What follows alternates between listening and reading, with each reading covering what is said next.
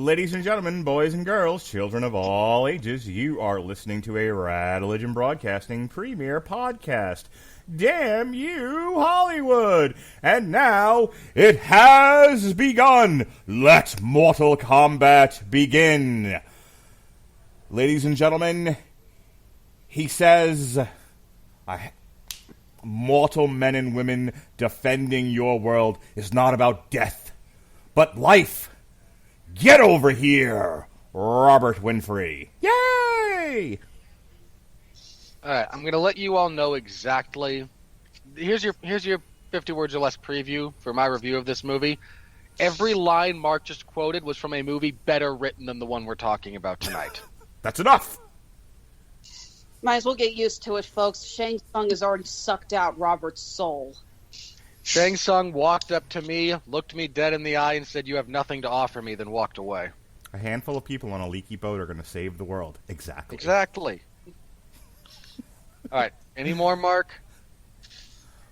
No, I'm pretty good, thanks. You sure? Not off the top of my head, but if I continue to remember at least clips from the Utah Saints version of the Mortal Kombat theme, I will just blurt them out over you. It's fine. Alrighty. Hello, everyone. This is Damn You Hollywood. I'm Robert Winfree. That's Mark Radulich. Hello.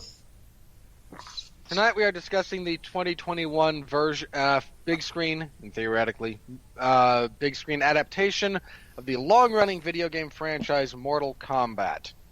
Here with the usual, Mark and I are the usual chuckleheads. Joining us for this particular edition are rapidly becoming usual chucklehead Alexis Hejna from Honeysuckle Rose Creations. Hey, be nice to her. She's the star of this Radulich Broadcasting Network. She's the franchise. She just threw down the NWA title and announced herself ECW World Champion, okay? She, other than Metal Hammer of Doom, which doesn't even come close, she's the best. She's the top. She's the inspiration. You behave yourself. My husband standing right next to me and just shook his head like, what the hell is he talking about?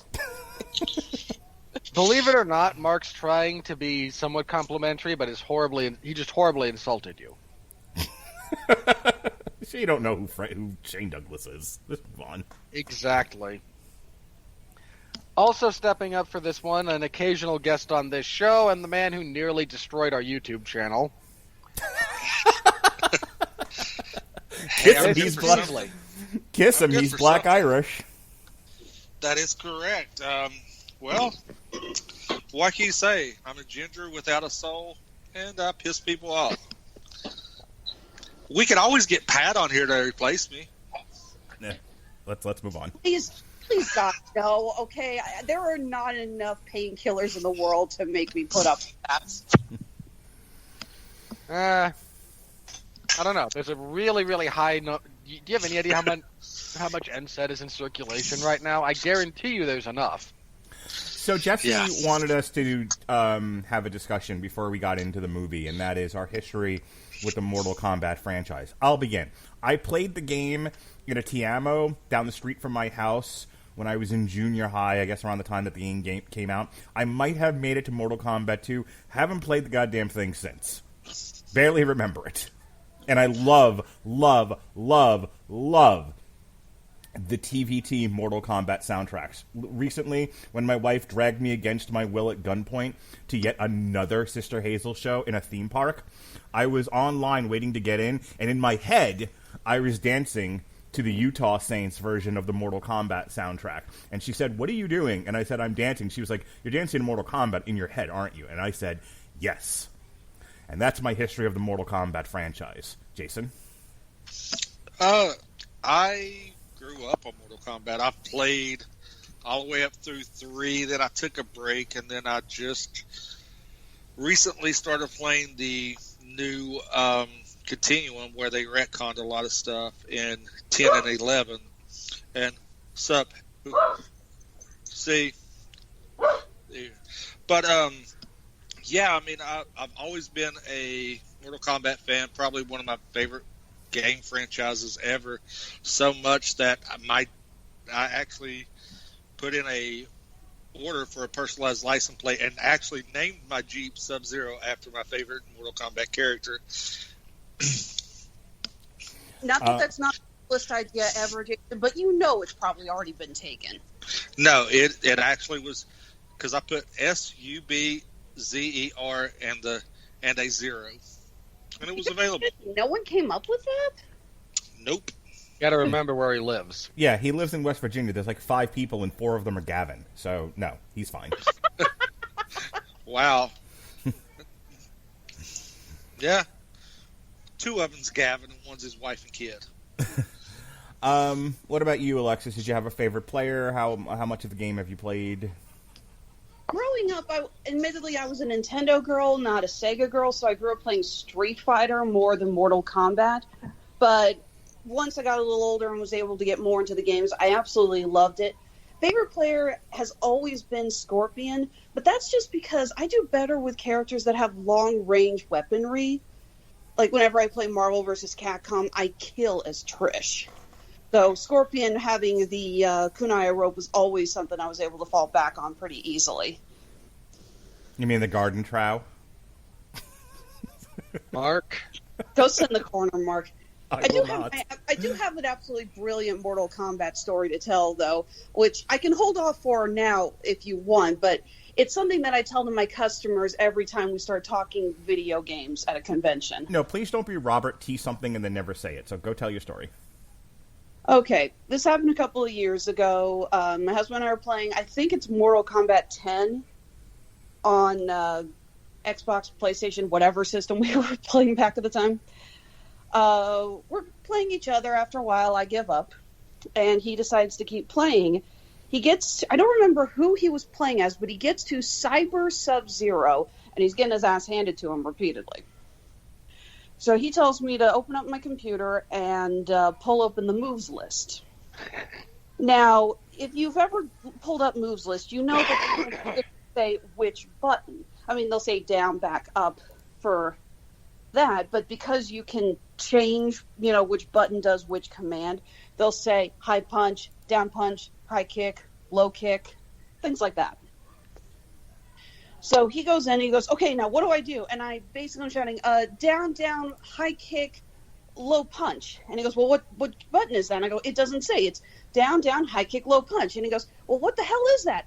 I close my laptop and I look at him and I go, are you seriously button mashing so damn hard that you don't know which button is punch and which one is kick? And he said? He refused to answer and just got his ass handed to him again by Cyber Sub-Zero. He hung his head in shame. Yes, he did. All right, speaking of hanging his head in shame, what about you, Robert? Played a little. I didn't play a whole lot of 1. It was a lot more 2, 3, and a little bit of 4 for me. Mostly in the arcades. My family did not do a whole lot of gaming consoles until. What was the first one we really bought? I think it was either a Nintendo 64 or the GameCube. Okay. One of those two, and I mean now we have like several of them, but kind of fell out of it after I wound up moving out here for mostly geographical reasons.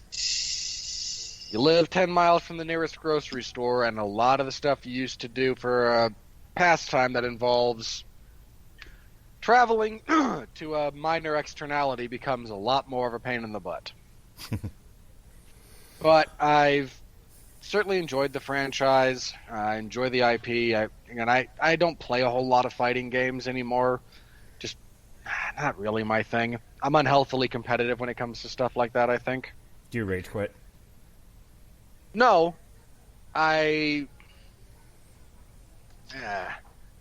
Competitive stuff for me, I stopped doing a lot of it, as a defense mechanism, because I take everything way too seriously. I get way too focused on it. No, I don't rage quit in the sense that I throw my controller across the room and storm out.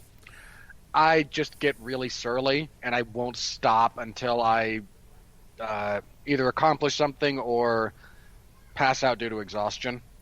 So, my video game playing has historically been something I did socially with friends. Like, I can remember in junior high playing on a regular NES this baseball game, and you could like create your own team. So, I would create an entire team of Marvel characters because I was that nerd.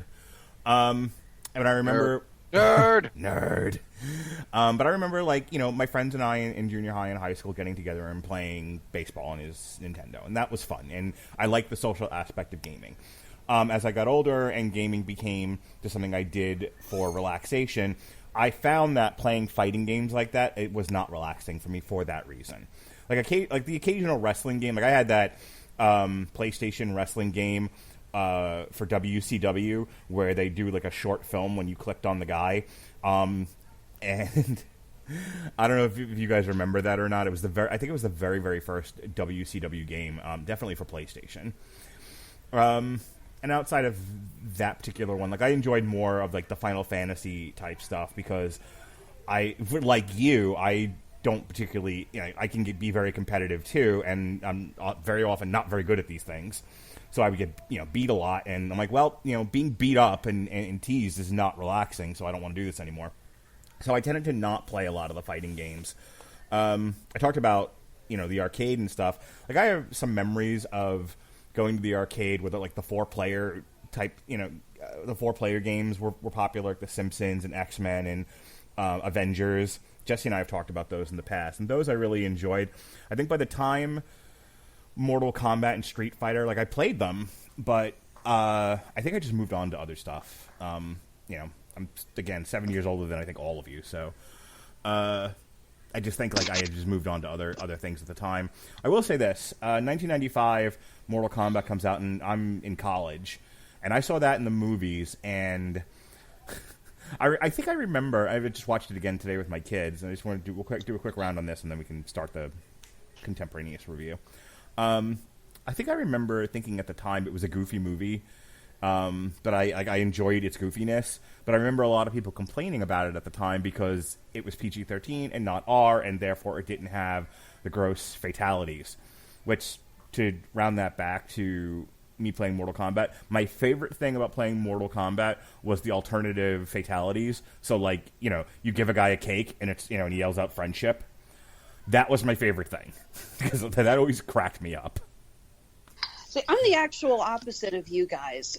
For me, relaxing is a racing game or a fighting game or a puzzle game. I'm one of those people that I like to just sit down for an hour or two, play a few rounds in one of those games, and that is my stress reliever. Playing a long-term game like Legend of Zelda or Final Fantasy, it's weird. I like watching people play those, but when I try to play them, I get ridiculously frustrated. It's like, move on already, sweet Jesus. You want an exercise in like patience, playing a game. My dad and I used to play Myst together. Oh, dear. Wow. Talking about a game where nothing happens. Jason, the 95 Mortal Kombat, your 50-word or less thoughts. I'm just going to point this out. You're only 2 years older than me, Mark, okay. Not 7. Okay.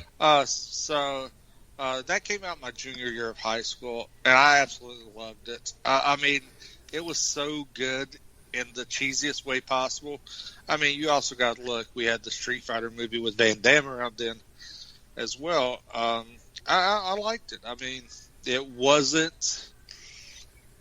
didn't take itself too serious, but it tried. But it was just campy fun. I mean, it was loosely based on the game, very loosely, but it has some of the key core elements that players of the game would identify with and actually loved about the movie, such as the Scorpion, Sub-Zero, the tournament, and it had Johnny Cage and my daughter's least favorite character. My God, every time he hit on Sonya Blade, she would look at me and be like, "I'm going to throw something at the television." I'm like, "Settle down." Oh, what a surprise! How dare a man express attraction to a woman in the presence of Lily Radulich? In her defense, Sonya Blade wasn't really into Johnny Cage until the last 30 seconds of the movie. So, Just saying. Yeah, and then you get Mortal Kombat Annihilation, where all of a sudden she's like, "I want vengeance for Johnny's death," and we're all going, "Where the hell did this come from?" We don't talk about Mortal Kombat. We don't talk about Mortal Kombat Annihilation. Really don't. No. Let's keep it going, Alexis. The 95 Mortal Kombat, 50 words or less. It's a cult classic favorite for me. I didn't watch it when it came out. I was too young. But, yeah, it's one of my favorite go-to movies now that I'm older. You know, I even enjoy the horrible 90s CGI with Reptile. And wouldn't that have made you 12? In 95? I would have been 11. And were you not allowed to watch PG-13 movies, or... Well, I grew up watching Street Fighter, or playing Street Fighter, not Mortal Kombat, so I didn't really understand, you know, what the movie was about or anything. So, okay. And for the record, no, my parents are former Catholics, okay? Okay. I grew up with a fairly sheltered childhood.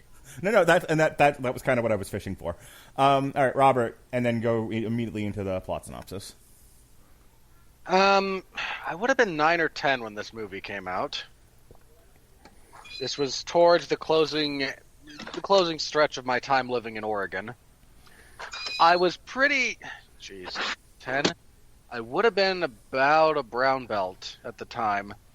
And the two instructors at my studio, where my mom and I attended, told us, it's a really good martial arts movie. You should watch it and see what you can pick up on, because there's a lot of fun stuff there. So my parents watched it first because I was, 9 or 10. If it was summer of 95, I would have been 9. Parents watched it first to make sure there was nothing that would offend my delicate sensibilities. There wasn't, so I got to see it, and I very much love that movie. I don't know, I couldn't really quantify it necessarily, but it's the right amount of cheese, it's the right amount of plot setup to justify its existence. I think it's true that some of the CGI is very, very dated, but they also do a pretty good job of masking it and not making it a big focal point of the majority of what they do. And I love the fight sequences. I love the way they're shot. I love the action. I don't really have a bad thing to say about that movie. Again, unless you want me to critique it on grounds it's not meant to be critiqued on. No. And we're going to do enough of that this Thursday on Trial. I actually I have the unfortunate task of having to prosecute this thing, and I sat and watched it today, and I'm like, look, it's not by any means perfect, but I kind of feel bad for tearing it apart, especially when compared to Mortal Kombat 2021, Robert. Yeah. So Mortal Kombat 2021. We open with... they don't even give us a time frame, but feudal-ish Japan. 17th century Japan. Sure. In the 1600s. When the compound of... the guy who becomes Scorpion, I can never remember this guy's name. The actor of Scorpion's real name. Scorpion's Hanzo Hasashi. Hanzo Hasashi, thank you. Where he and... almost all of his family are destroyed by representatives from the Lin Kuei, a rival group of... This is so stupid. There's supposed to be a rival group of ninjas, but they arrived speaking Chinese, and the Chinese didn't actually have ninjas, so who the hell knows? I didn't actually understand that either. I don't get why they had them speaking a different language than the Shirai-Ryu. Because I cannot find anything that said that the Lin Kuei were that far away as far as distance. It really makes no sense at all. Anyway, they're led by the character Bi-Han, better known as Sub-Zero. He kills everyone except Scorpion's... I'm just going to call him Scorpion, we can all deal with it. They kills everyone except his daughter, who is saved by Raiden.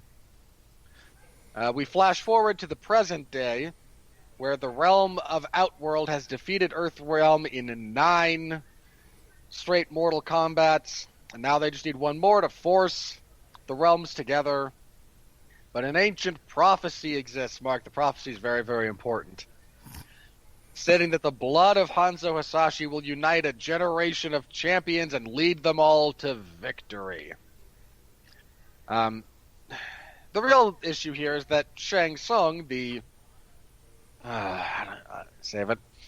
Shang Tsung doesn't like to play fair.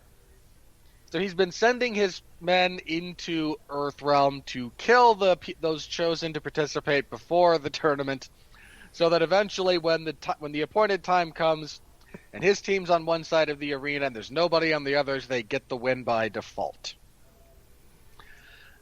We are following... The primary character we're going to follow for this is Cole Young. This limp dick loser. Wow. I hate this guy so much. All right now. Anyway, we're following him. He is the descendant of Scorpion. He's got the dragon mark on him. We're introduced to him losing an MMA fight for $200. He and his family go out for ice cream afterwards, which, given that they live in California, probably cost his entire purse. They are attacked by Sub-Zero, but saved by Major Jackson Briggs, who sacrifices his arms to stop Sub-Zero so they can escape. Cole leaves his family at their little cabin area.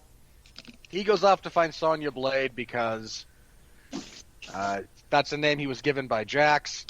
He finds Sonya. Sonya has Kano all chained up in the basement. This Kano being another foul-mouthed Australian variation of himself. They're attacked by a Scyzoth, which is the same species that Reptile is. Isn't it supposed to be Reptile? Yeah, it's actually Reptile. Okay, it's Reptile then. They just wasted again. They just wasted a great character. Anyway. And I thought actually the design looked pretty damn cool. I mean, considering the fact that the majority of times Reptile is simply seen as a color swap or palette swap of Scorpion and Sub-Zero, I actually thought they did a pretty good job making him look legit threatening.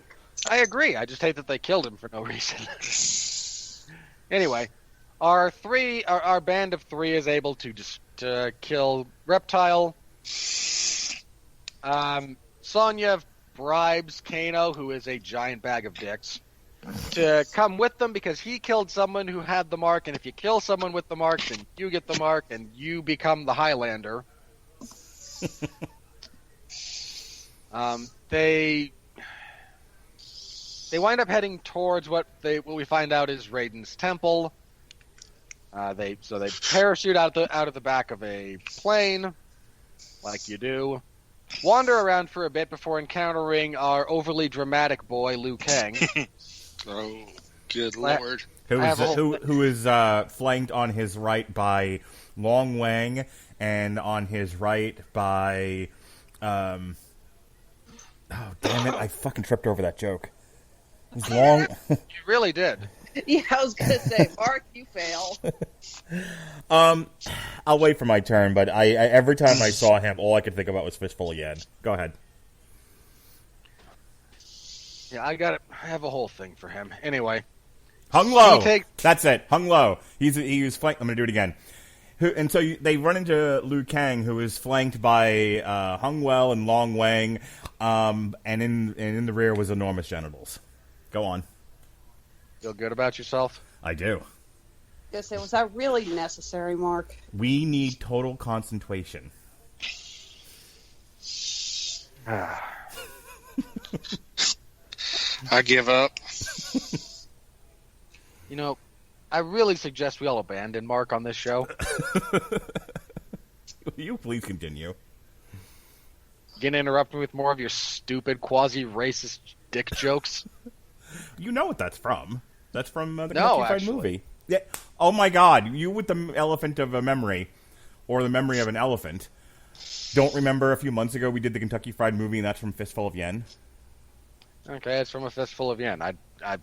Dude, I blocked so much of that from my memory as soon as we were done with it because I thought it was stupid. Turn the page. You have traumatized him so much, Mark, he barely remembers what we're talking about half the time.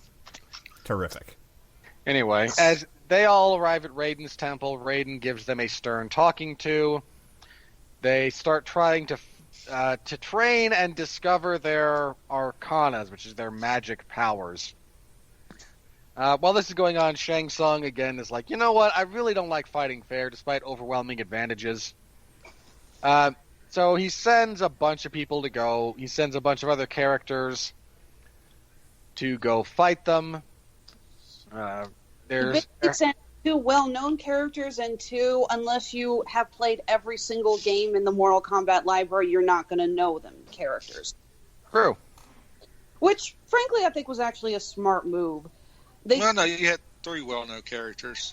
Well, this movie is clearly setting up for a sequel, and you don't want to waste all of your favorite characters right off the bat. So it's probably not a bad move to have a couple of red shirts be plucked from the, endless library of characters who have appeared in one game, and then, they just said, screw this. Yeah, that's fair. Anyway, we also meet Kung Lao while they're training. He's not important. They pretend he's important. He's not important.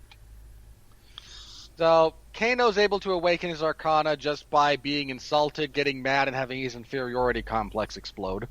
That speech that he gives when he's screaming, though, what was it? It's like, you're some fucking cave-dwelling hippie twirling his anal beads, taking order from this wushu wanker who wears a hubcap as a helmet. Now sit down, shut up, and pass me a fucking egg roll. Yeah, somebody wrote that and felt good about it.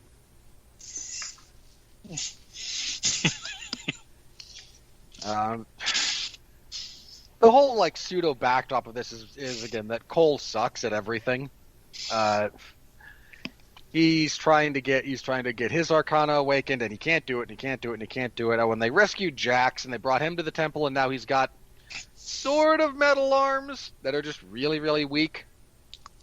He got Johnny 5 arms. Oh shit! That actually that they do look like Johnny 5 arms. They are. That's what it reminded me. I thought he was just going to start bebopping around and saying, "I'm alive." Input, woo! Not a reference I understand, but fair enough. Short circuit. You've never seen Short Circuit? Jesus. I have not, actually. Oh, wow. Moving on. Finest. Anyway, one of the assassins sent by Shang Tsung is a fellow named Cabal, who used to be one of Kano's underlings. They talk. He says, "Hey, Kano, you're fighting with the losers. Why don't you come fight with us?" And Kano goes, "Yeah, but you suck. I kind of already beat you."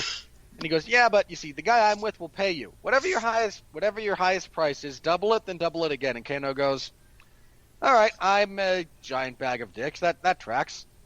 Breaks the barrier that's protecting them. They all fight. Most of the heroes get their butts kicked. Cole has already been sent away because he sucks. And Goro shows up at his house, sent there by Shang Tsung. Cole proceeds to get his butt kicked again. His wife chops Goro in the torso with an axe, having more success against Goro than he does. But seeing his family in danger awakens Cole's arcana. He's able to finally best Goro, heads back to help everyone after everyone else gets their butts kicked. Jax is... I would say Cole's arcana is basically the Black Panther suit. Sort of. Yeah. So he heads back to help them fight. Jax's arms are able to grow as he tries to save Sonya after a rock falls on them. Kung Lao gets his soul sucked out by Shang Tsung, and just I can't with that scene. I just can't. It's so bad. Kung Lao becomes a ginger and becomes soulless.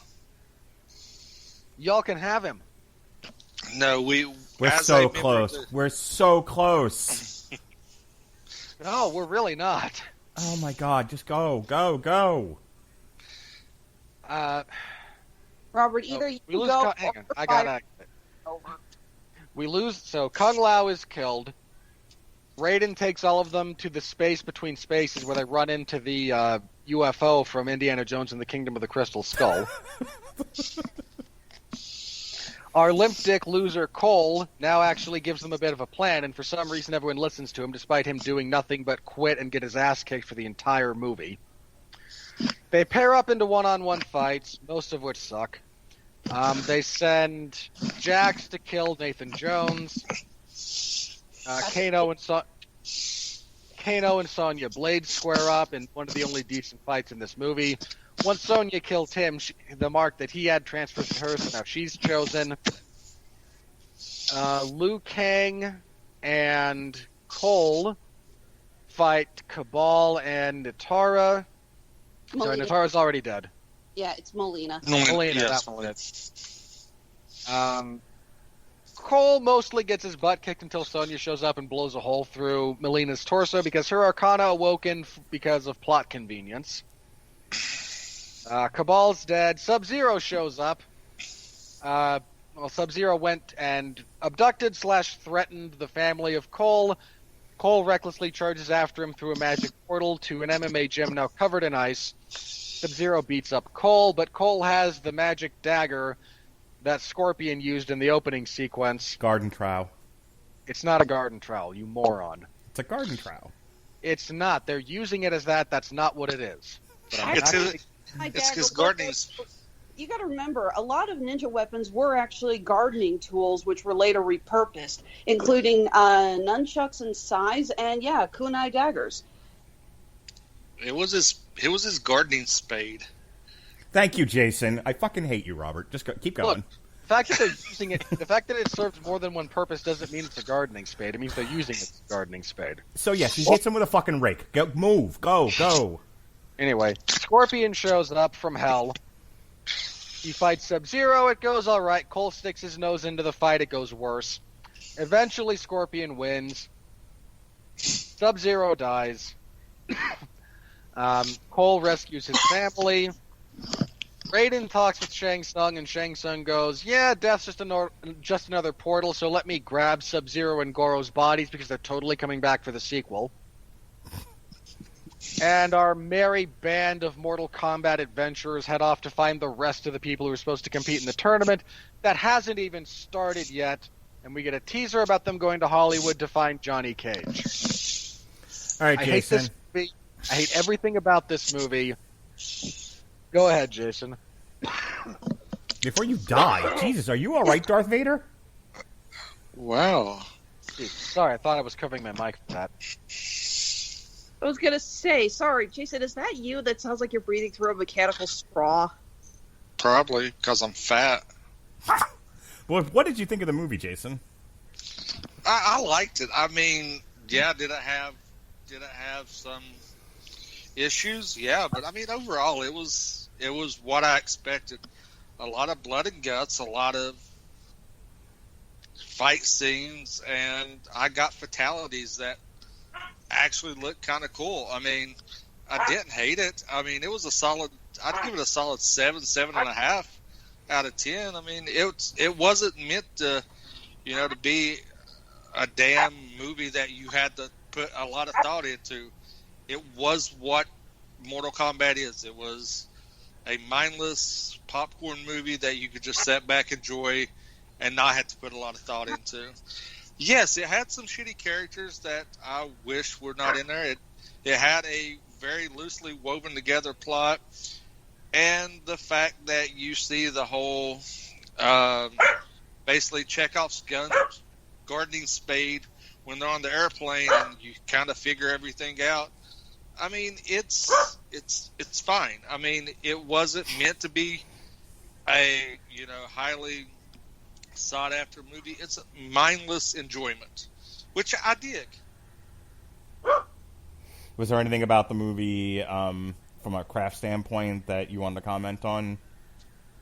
I mean, the fight scenes was really good. I think that they should have done a little bit more with the fleshing out of the Sub-Zero and Scorpion thing. And they could have actually used the whole backstory from the animated movie. They could have woven that in a little bit better, and I think it would have made a better cohesive plot point where it wasn't actually Sub-Zero that killed everybody. It was in the animated movie, it's Quan Chi to convince Scorpion to become a Spectre to do the bidding to get revenge. And they kind of done the alternative to kind of do the same thing to Sub-Zero and move his thing. And a lot of people don't realize that when they think of Sub-Zero and Scorpion, everybody thinks Scorpion is actually the bad guy, and when he's not. And that was what I liked about the animated movie. I think they could have fleshed that out. I think the whole Cole thing was shitty. I mean, shitty actor, shitty convenience of plot for him to be a descendant. It's just Jax suddenly developing metal arms. This is what I didn't like, was the fact that why did their powers per se manifest in such awkward ways? Like, what was the point of Sonya having, power bracelets and, and everything? And Kano, they did the Kano eye thing out of convenience because that is what he's known for in the game, which the actor playing Kano was the best thing of this movie. I mean, it at least made it more enjoyable than what it should have been. Yeah, that seems to be the consensus, is that it's Josh Lawson. Yeah, Josh Lawson's, it runs away with the movie. Alexis, your thoughts on The Craft? Well, firstly, I think we can at least all agree that the actor playing Cole Young cannot act to save his life. Nope. Or his family's life, for that matter. Very true.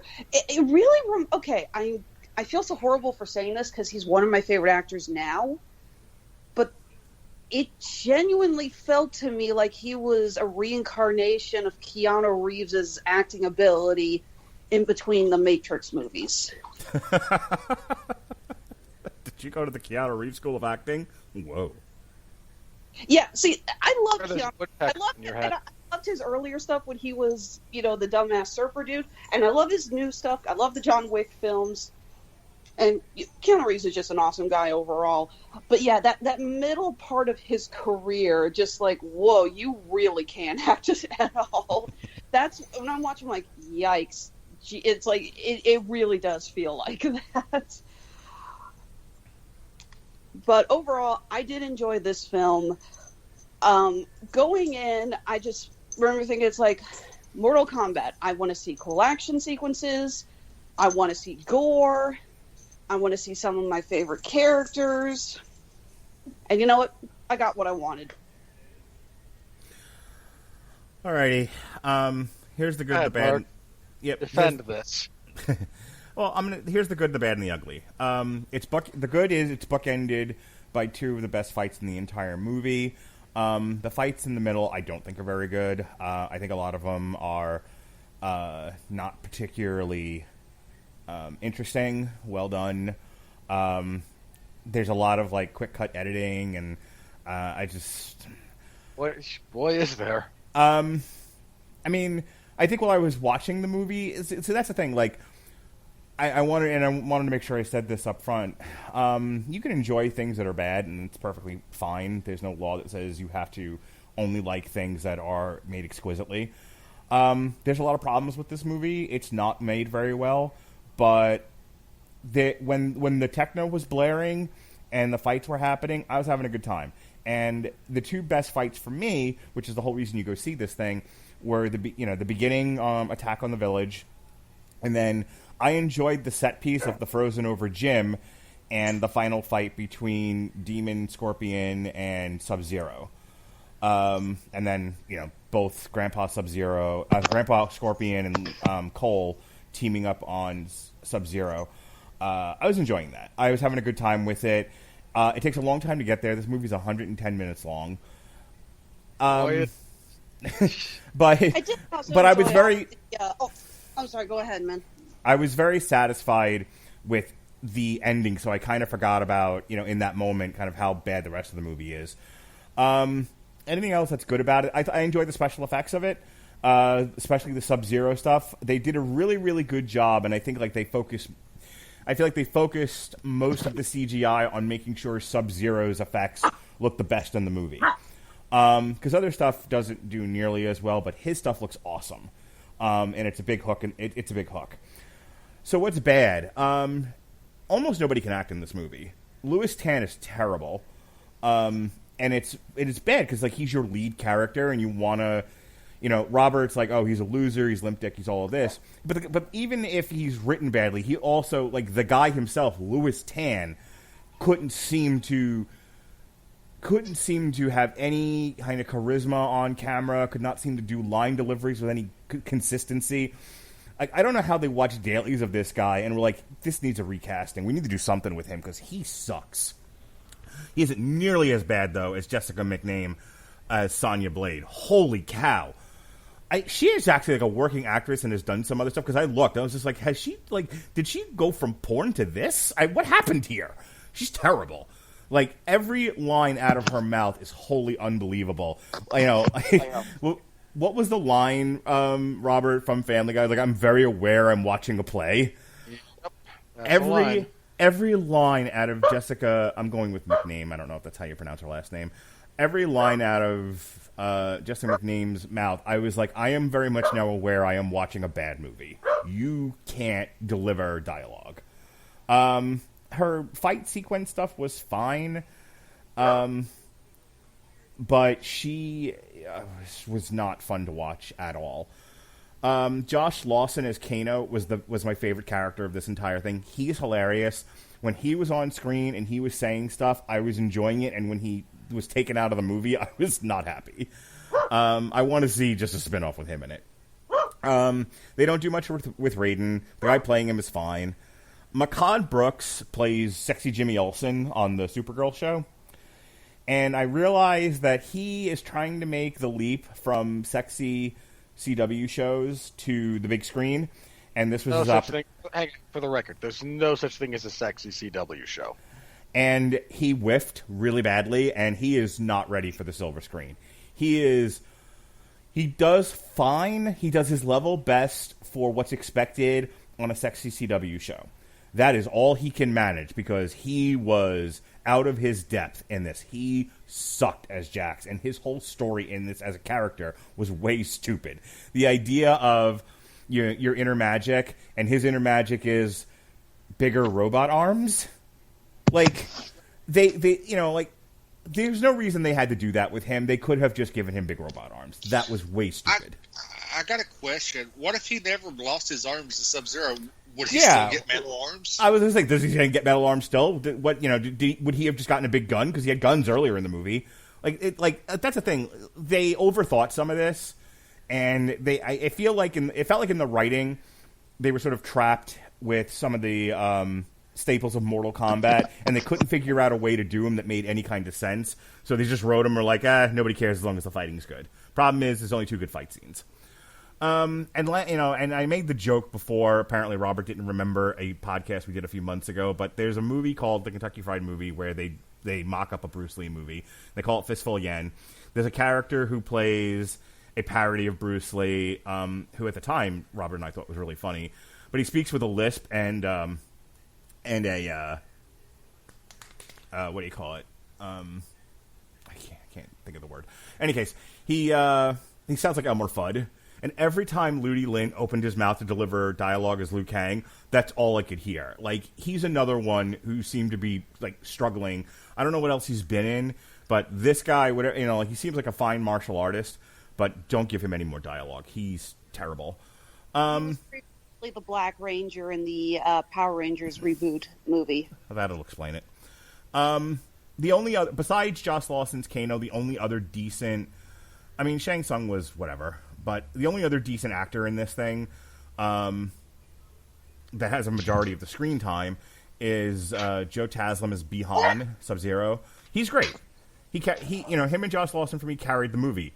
Too bad they're both villains. Damon Herriman as Cabal is funny. but he's not in the movie all that much. The plot of this thing is really stupid. Like, the whole thing is a tournament to save the universe, and we never get to the tournament. And I think the idea of, like, we're going to try to kill everyone before that, I mean, that's a nice motivation for the villains, but it didn't make for a very interesting story. Half of it's them training, which were boring scenes, and the whole thing shot in a fucking cave. Like, this was the least interesting for a movie, for an IP that's supposed to take place in these wild and strange places throughout the universe, where the characters fight. They did this entire movie in a dark cave. And I'm gonna have to say, the pit scene, I did pop on. That got me in the feels. When I seen the pit, I got in the field. I got my Which feels scene a is this? lot. Who was fighting? I don't remember. Reiko and Jax. They fought on the pit. The pit Okay. scene, one of the most famous Mortal Kombat levels of all time. The pit is where they set up the Reiko and Jax fight. I was All going to right. say earlier that I do appreciate the homages that they do to the games, and I thought they were actually working really well. I mean, that a one lot didn't. of it, That one didn't look too bad. But the rest of it, like, is a sandy cave, which drove me up the wall. Go ahead, Alexis. like I said, I felt that they really did a good job working in the homages from the game without making them feel like they were too, snap, snap, grin, grin, wink, wink, nudge, nudge, saying a more referential. I mean, for God's sakes, there's a scene between Liu Kang and Kano that's an homage to move spamming in video games, which I thought was freaking hilarious. And Yes. it actually felt fairly natural. I mean, you get the scene where Kano pulls a fatality and he says, Kano wins. And again, I can imagine some people watching that and going, oh, God, that hurts. But I thought it was great. Yeah, I liked it when they were, like, awkwardly quoting the game. That was fun. Like, I wasn't into wanting to see, like, a super serious movie. I wanted to see them have fun with the property. So when Kano just blurts out, Kano wins, or somebody yelled, like, I think Kung Lao says flawless victory when the bat lady, jumps into his saw hat. Stuff like that. Like, stuff like that was fun for me. And that's the last thing I want to say, because this is a poorly written movie, poorly edited, shot in uninteresting places, only has 2 really good fight scenes, and the rest of it's meh and poorly acted outside of Joe Taslim and Josh Lawson. I'll give a nod to Hiroyuki Sanada as Scorpion, but he's not in the movie all that much. I liked when he was on screen, though. I kind of just wanted to see him and Joe Taslim have a movie to themselves and just leave the rest of these losers out of it.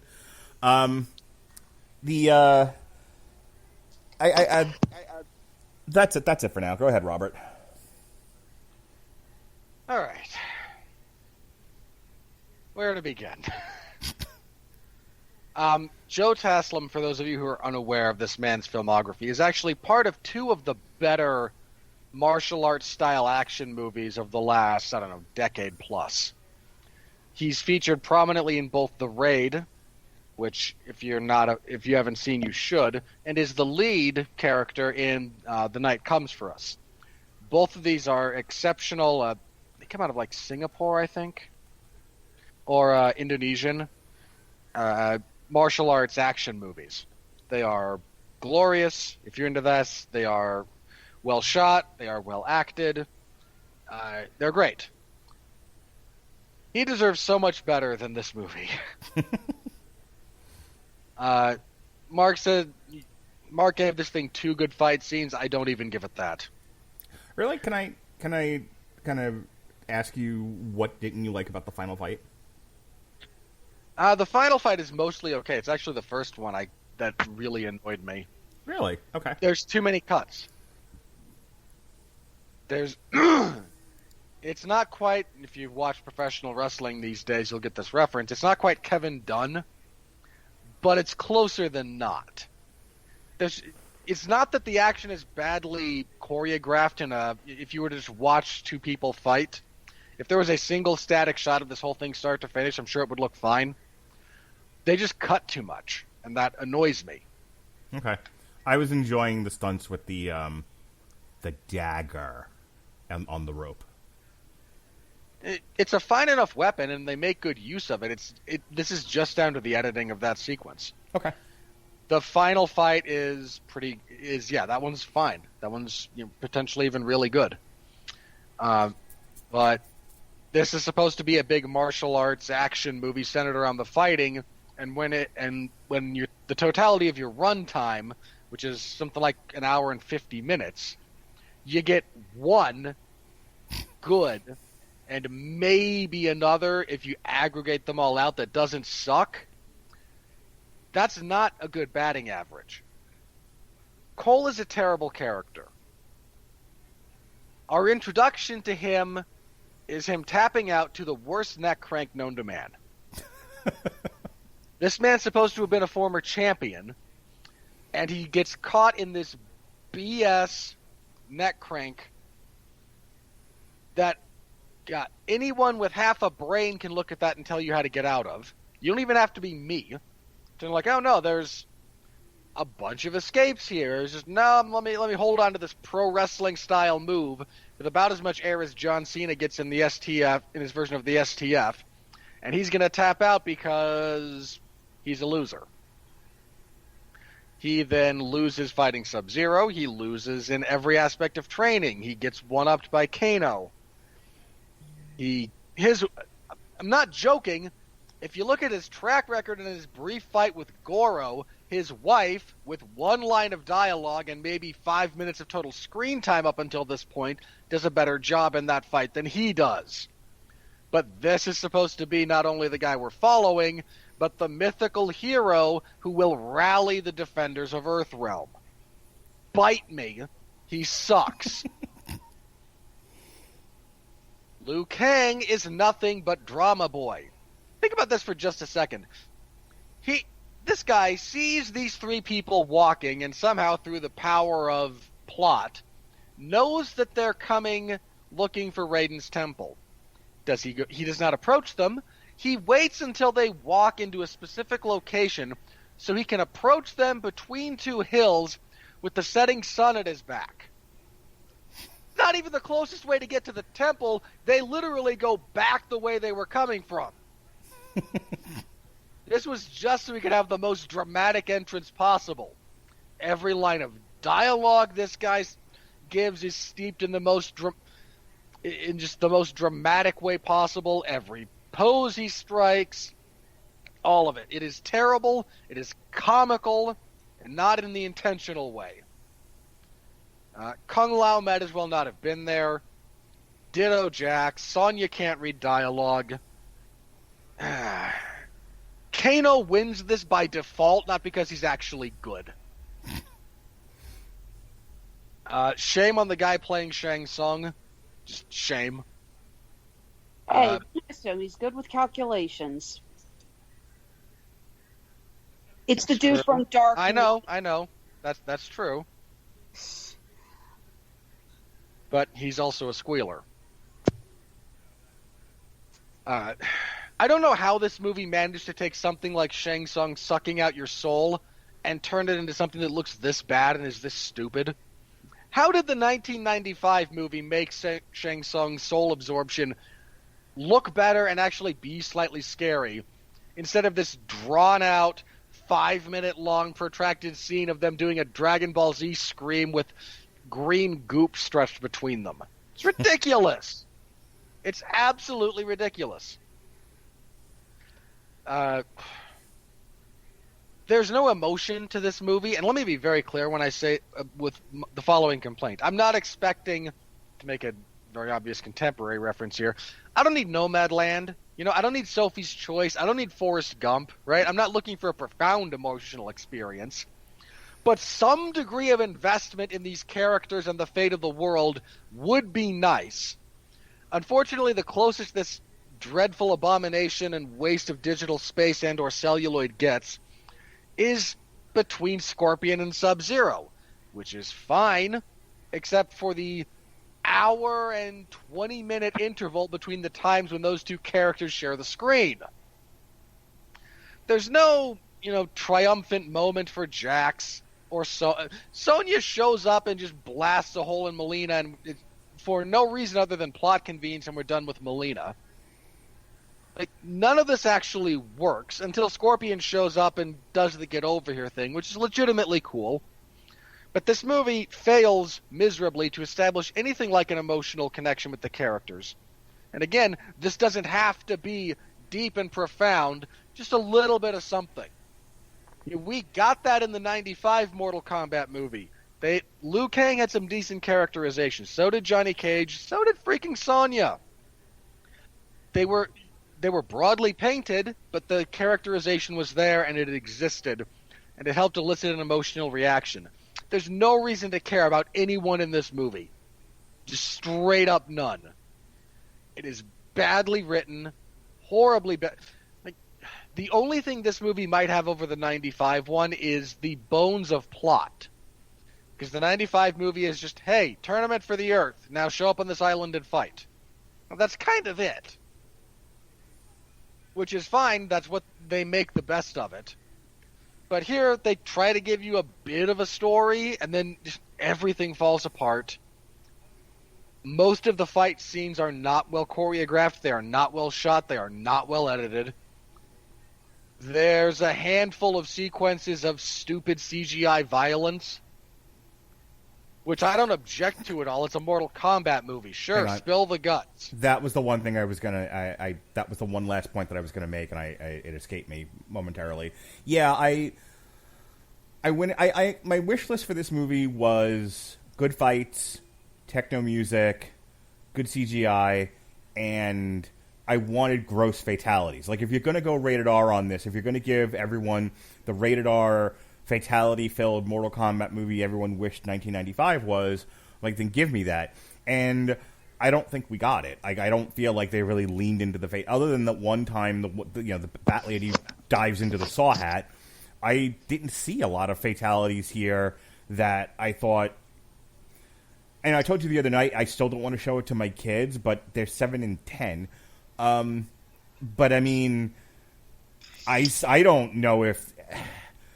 It deserved a rated R for all the cursing. I don't know if it deserved a rated R for the fatalities. The fatalities look kind of, look kind of boring. I mean, the fatalities you had was Kano's, Shang Tsung, Liu Kang, Kung Lao. You get one of Jax's fatalities when he puts Jax, Sonya. Oh, sorry, Jax having his arms ripped off was gross too. So Jax and the Saw hat. Sub-Zero. I wish they would have threw somebody in and done the classic Sub-Zero fatality. Pull the spine out. Yes, I would have much rather that than having Jax's arms ripped off. From what I heard, actually, they wanted to do that, but apparently that was actually the line over the NC-17 order, so that actually had to get removed. It just sounds crazy. That sounds crazy to me. I mean, I read the same thing too about this was almost NC-17, but like I don't know, Robert. We all kind of jumped in on your point. Did you think the fatalities outside of Jax having his arms ripped off and the Saw hat were anything to get excited about? You're talking to the wrong guy about that. My sensitivity to violence is way. I watched Chris Weidman snap his shin in half and didn't blink. Like, I'm not the guy that will give you a sober assessment of violence and where it should fall on the rating spectrum according to the MPAA. Take a deep breath, try to objectively answer the question, and then finish your assessment. Yeah, I suppose they were enough to get you an R rating. I mean, the guy slices off Goro and then guts him. Slices off one of Goro's arms and then guts him. Jax completely explodes somebody's head by boxing their ears. I didn't think it looked that good. That's not the point. The point is not, is this quality of CGI realistic enough and that pushes something over the threshold. No, none of it looks good. It's all obviously fake. Technically, Scorpion got one of his finishers in, too, when he removes the mask and breathes fire and briefly becomes skull-like. That's one of his most iconic. Yeah, that was good, too. Yeah, I think we got like 8 or 9 fatalities. Well, let me ask you, Jason. Were you satisfied with the fatalities? Did you feel like those pay proper homage to the game? Because again, my argument is like of all the fatalities, only a handful were gross enough to warrant an entire movie of this sort of thing. Yeah, I mean, I like the Kung Lao fatality. I think that was the best one out of the bunch. Like I said, I would have much rather seen the spine rip from Sub-Zero. The Jack's head clap was meh. I mean, it was all right, but it could have been so much better. Sonya's was ridiculous. I know that Sonya was able to do power blasts in the original game, which they turned into mechanical power gauntlets in the later games, because she no longer has magic powers per se. She has tech. But did she ever have the fatality where, I mean, I know the fatality was she could blast them with her power arms, but did she ever have the fatality where she did that and it left a gaping hole in their stomach? Yeah, it was in, I want to say it was in 10? It's one of the newer ones, yeah. Yeah, it's one of the later games that she has the blast fatality. Typically, the most common and most widely known fatality from Sonya was the kiss, where she blows the kiss and they go up in flames. Mm-hmm. See, that would have been fun. Outright from Mortal Kombat Annihilation. Trying to think. I mean, did the fatalities really push it? I mean, there were some good ones. There were some iconic ones. They weren't executed great. Like I said, I think the Liu Kang dragon was pretty cool, but the CGI on it sucked. It could have been so much better. All right. Go ahead, Robert. Finish up. All right. We're good, Jason. Robert, finish up what you were saying, and then let's move on. Again, Joe Tolson deserves so much better than this. I hate this movie.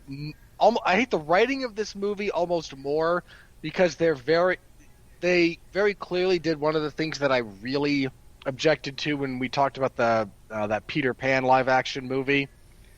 Started doing a chanting of a cover of a Nirvana song. Partially that, but more the we'll address it in the sequel. We don't actually. It's an excuse for lazy writing. The assumption that there will be more. I remember that now. Yeah, you and I went crazy screaming about that. Yeah, I hate that. I really hate that. So I didn't enjoy almost anything about this movie, which was sad for me. I wanted to enjoy it. This should be right up my alley. But I'm with you guys, though. The guy who plays Scorpion has some legitimate acting credits to his name. He was fine. I would have so much rather this movie be... you cut this down to something like an hour. You keep the opening and the closing fight sequences, and everything in the middle for the runtime now becomes Scorpion's journey through hell and us following Sub-Zero while he tracks the humans at the behest of Shang Tsung. And I think you have a much better, more enjoyable product. Agreed. I totally agree with that. Last thing I want to address before we move on to the next segment. I was really... Oh, wait, I can potentially set you up for a segue and have a legitimate complaint. Go ahead. I don't know how this movie managed to take the iconic Mortal Kombat soundtrack from the 95 movie, somehow turn it into an even worse EDM remix. Yeah, you read my mind. Like, I've gone on and on about talking about, like, the Utah Saints version, and how much I love the various versions throughout the TVT soundtracks. And the little bit that you would hear in the commercials, I was excited for. I was like, oh, I really dig, like, the Mortal Kombat techno. And so the little bit of techno syndrome that you hear in the commercial, I was excited for. On the day of the movie, I actually listened to the entire Mortal Kombat soundtrack, and I'm like, this is a nice score and everything, but this isn't what I want out of a Mortal Kombat soundtrack. I mean, like, my God, Mortal Kombat 1995 had, like, Mother's Day Out and Fear Factory and KMFDM on it. And Not you know, a joke. The original music from the motion picture for the '95 one is great. Like, it's got a great soundtrack. It really does. You know, Annihilation's good too. I mean, it's like the best thing about that movie. But yeah, Sure. I mean, if you're into scores and you want to check it out using our link for Amazon Music, you get free 30 days of Amazon Music from getamazonmusic.com/W2M Network. You can check out you can stream for free the Mortal Kombat soundtrack yourself, and you can judge whether or not, you know, it's, in your opinion, it's better than the 95 version. I don't think so. I think, again, they were going for super serial, and they lost the fun of it. Jason, any thoughts on the music? The music was decent at best. Nothing compares to the 95 soundtrack. Like you said, I mean... Nothing compares to you either. I know. I try. But, yeah, I mean, the 95 soundtrack set the bar so high that this could have been great, but it fell definitely way short of expectations. I mean, when you hear that iconic 95 Mortal Kombat scream and the techno music hit, you want to go like punch babies and stuff. I mean, it has you that amped up. Like, you just want to just go on a chaotic rampage. This, you just want to like, I might go punch a cardboard box and I'll be okay. So yeah, I wasn't really pumped about the music in this one as I was for the one in 95. Alexis, last word on the music, and then we're going right into the money. Well, yeah, no question that the techno beat from the 95 film is a classic. Anyone who admits that they even aren't a fan of the film admits they like the music. But I didn't think it was terrible. It's just simply a case of you can't really build off of what they already had. It's kind of like when we heard the cover of Africa by Toto for the Aquaman film. It's like, oh, I heard someone shiver there. That was fun. You know, it's like Africa by Toto is already a great song. You know, it doesn't matter if you're a fan of Pitbull or not. You can't really, build off of that. I thought you were talking about the Weezer cover. I'm like, I don't think there's anything wrong with it. You're right. Now I remember that. Thanks for giving me those nightmares. There's Mr. International, Pitbull. Ugh. For the record, I actually like the Weezer cover of Africa. But again, it's like, it's not anything really particularly special. You can admit you like it, but you can admit, well, there's nothing really stands out, but I just like it. All right, folks, that's our review of Mortal Kombat 2021. Oh, hang on. I think there was one more bit we wanted to do before we move on to stuff that is not about this movie.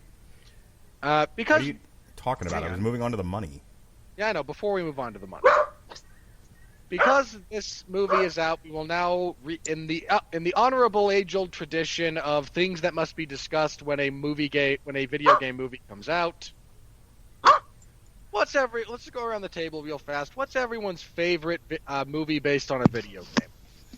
Oh my God, I gotta bring up a list because I want to default to maybe some of the few that I've seen in the last couple of years. But we all know that your answer is either Sonic the Hedgehog or Detective Pikachu because you are you. No, you're in a very surly, shitty mood tonight. A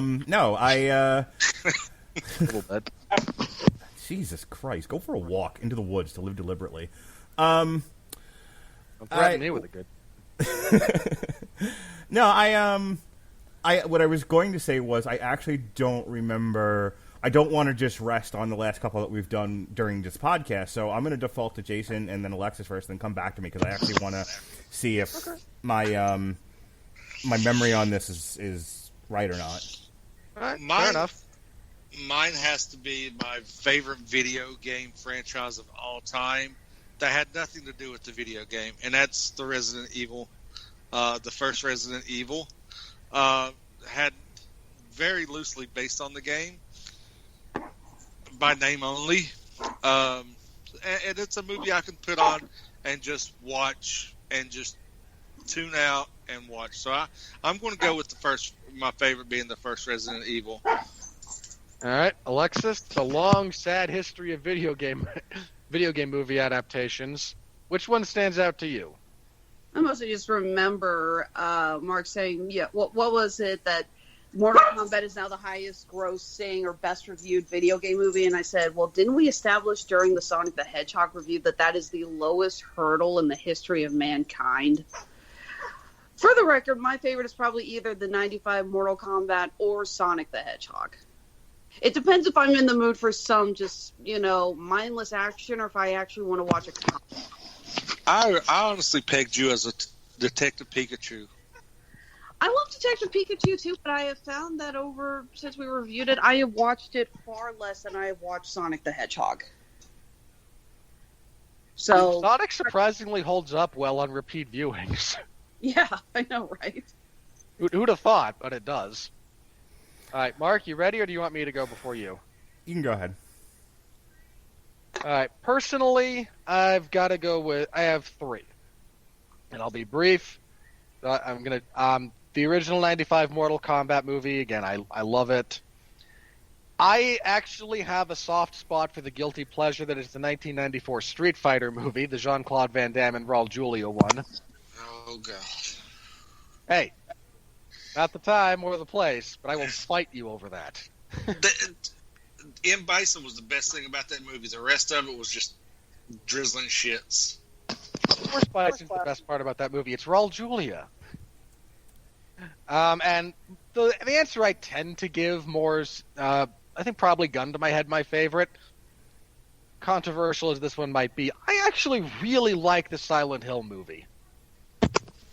I think it's a great horror movie on its own merits, independent of its association with the IP. So I really like that, and Sean Bean gets to live through the whole thing. So you know what? I go with the Silent Hill movie. I really enjoy that one actually, as a fan of horror movies. There's a handful here that I really like. There's the 2001 Lara Croft Tomb Raider, the first one with Angelina Jolie. I like that. I always thought that was that was a fun kind of like Indiana Jones action adventure with a female lead. So I enjoyed that. Moving to more recent. Fun fact about both of those, the Angelina Jolie Tomb Raider movies.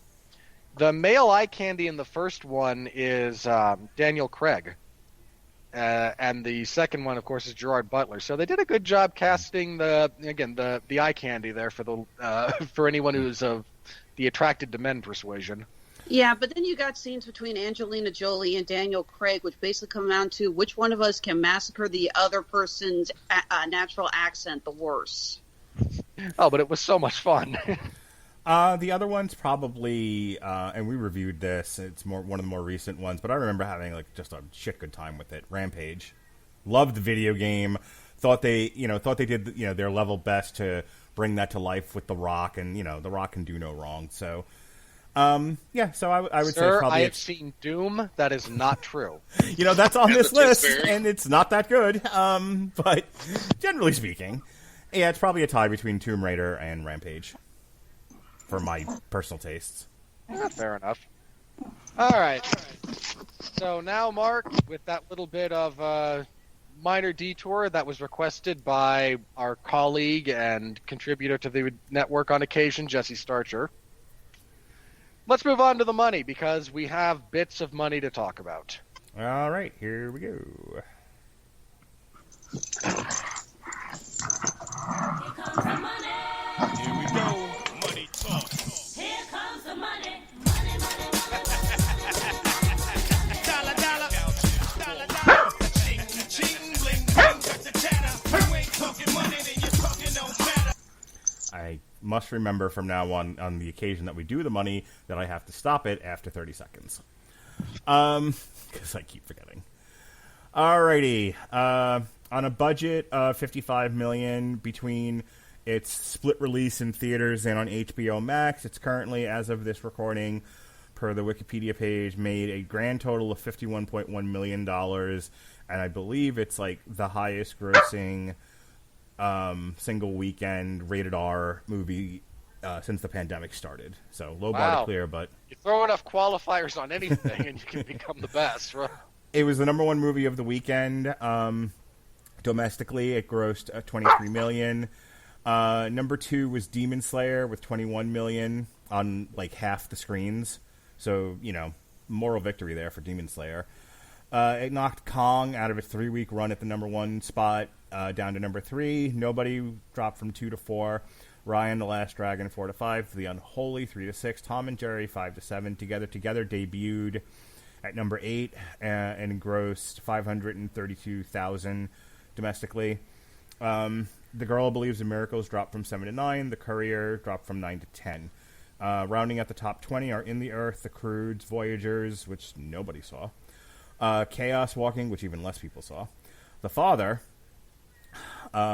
which was had Anthony Hopkins nominated for an Oscar despite everyone... and so winning an Oscar. Winning an Oscar despite everyone but Chadwick Boseman. The Marksman, 12 to 17. Yeah, there's always next year. Oh, wait. Oh, that's rough. I'm the worst, I know. Just save it. I don't need your angry tweets. I know I'm the worst. Speaking of that's a hill to die on, Robert.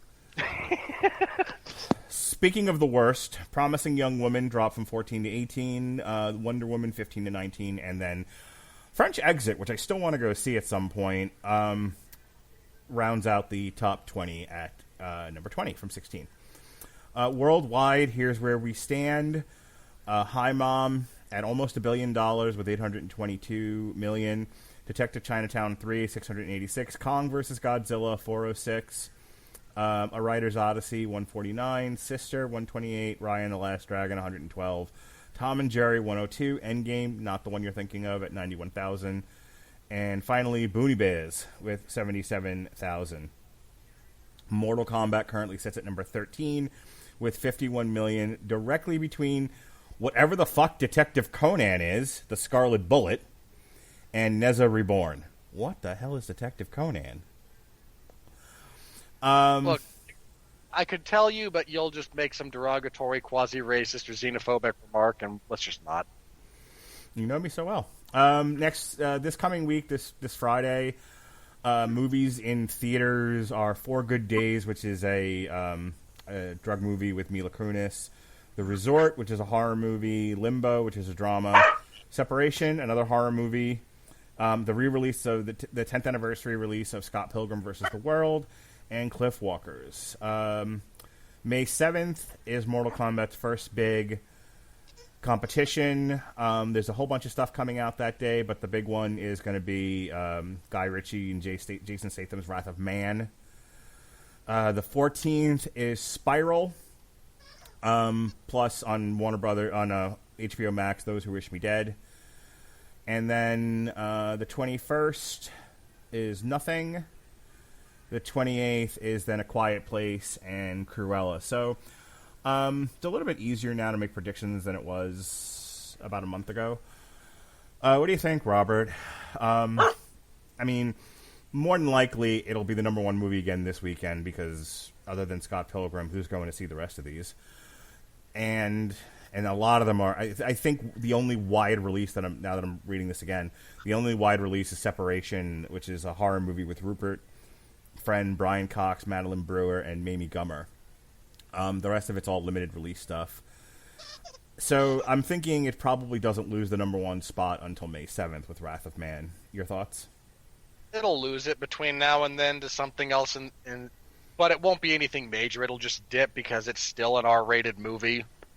Those are still kind of a hard sell. But it's not... When it does slip, it'll slip to something, again, somewhat quasi-innocuous, and it'll just be kind of its steam ran out more than it was, some kind of indictment on its quality. But we're not going to get anything really big, I think, until, like you mentioned, Wrath of Man. Yeah. So like I said, I think it'll be the number one movie of this weekend coming up, the weekend of April 30th, because it has no major competition. I don't even know if people know what Separation is. But I think it's only going to be. It's not going to be like Kong vs. Godzilla, which had a good 3 weeks before it had any competition. I think once it has some with Wrath of Man, that'll be the end of Mortal Kombat. It's almost made its budget, so I would imagine this thing's going to end up being profitable, and we'll probably get a sequel. I really hope not. I don't need more of this crap. No, you're getting it. You're getting it, whether you like it or not.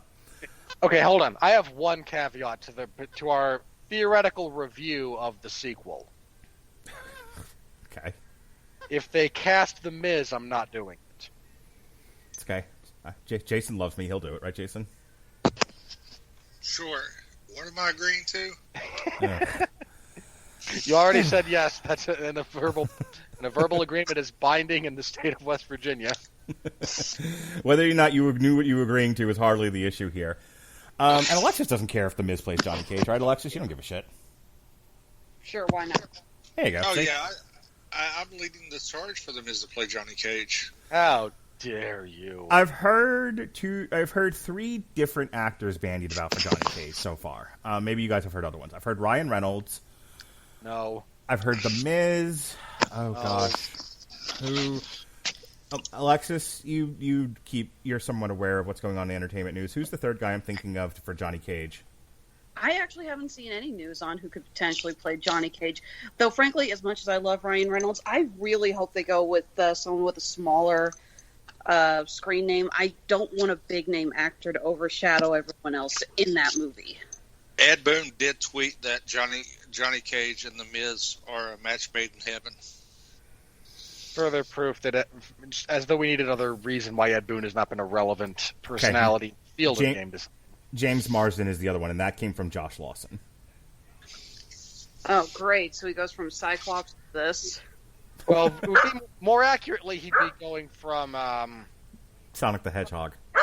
Yeah, he was in Sonic. He was in Sonic recently. Hey, those are both Sega properties. There's synergy there. Corporate synergy. All right, you sold me on James Marsden of all these people. I don't particularly want The Miz either. The Miz can't fucking act. I hate The Miz. He's the worst. And he definitely can't wrestle. So I'm all for. All right, let's think about. Oh, you go to hell. You go to hell. Oh, bull. When was the last time you watched a Miz match, Jason? The Miz is so bad, he destroyed WrestleMania. They had to bring back The Rock twice. The Miz is the MVP of the WWE. No! He's really not. Miz was only engaging when he was paired with Morrison, and that's a fact. He is. He's still in paired. He's presently, but it isn't as fun as it used to be. All right, raise your hands. Morrison's hair is big because it's full of secrets. Raise your hands on this audio medium so that everyone can see it. All right, Alexis, The Miz, James Marsden, or Ryan Reynolds? Wow, those are the only 3 options. Marsden.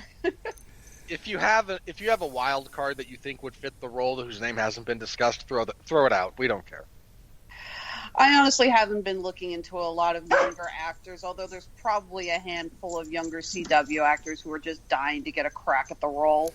Okay, I think McCod Brooks proved they should not get anyone from the CW. Only exception would be Jensen Ackles, who's currently busy filming season 3 of The Boys. Which one is Jensen Ackles? He's going to play, I think it's like Patriot something. He hasn't been on it. Okay. I thought he was already on The Boys. New character. New character. Although, you know what? No. Speaking of The Boys, give me Anthony Quinn as Johnny Cage. Oh, is that... Homelander. Homelander. You know what? You read my mind. When we're not fighting, we actually agree on stuff. Yeah, that was who I was thinking to do Let's do Homelander. Homelander is Johnny Cage. Perfect. Okay, so that's your vote. You're voting for Homelander as Johnny Cage? Why not? Okay. Jason, The Miz, James Marsden, or Ryan Reynolds, or Wild Card? I said The Miz. I mean, I'll die on that hill alone if I have to. Yes, you will. You are definitely going to be alone on that hill, buddy. So if he gets cast, I want a formal apology from everyone on this show. Absolutely not. Why would I apologize? That's never going to happen. I don't apologize for shit I do wrong. Well, I had hope, okay? Look, if you want kudos for I will give you kudos for getting what you want out of that casting. I will congratulate you on getting what you want out of it. I'll tell you what, Jason. Here's the deal. If The Miz is cast as Johnny Cage and Ronda Rousey's Roadhouse movie ever happens, I will tell you, I will sing your praises. I will tell you how wonderful you are on an entire podcast and tell you that you're right all along and we should have always been listening to Jason. But those two things have to happen first.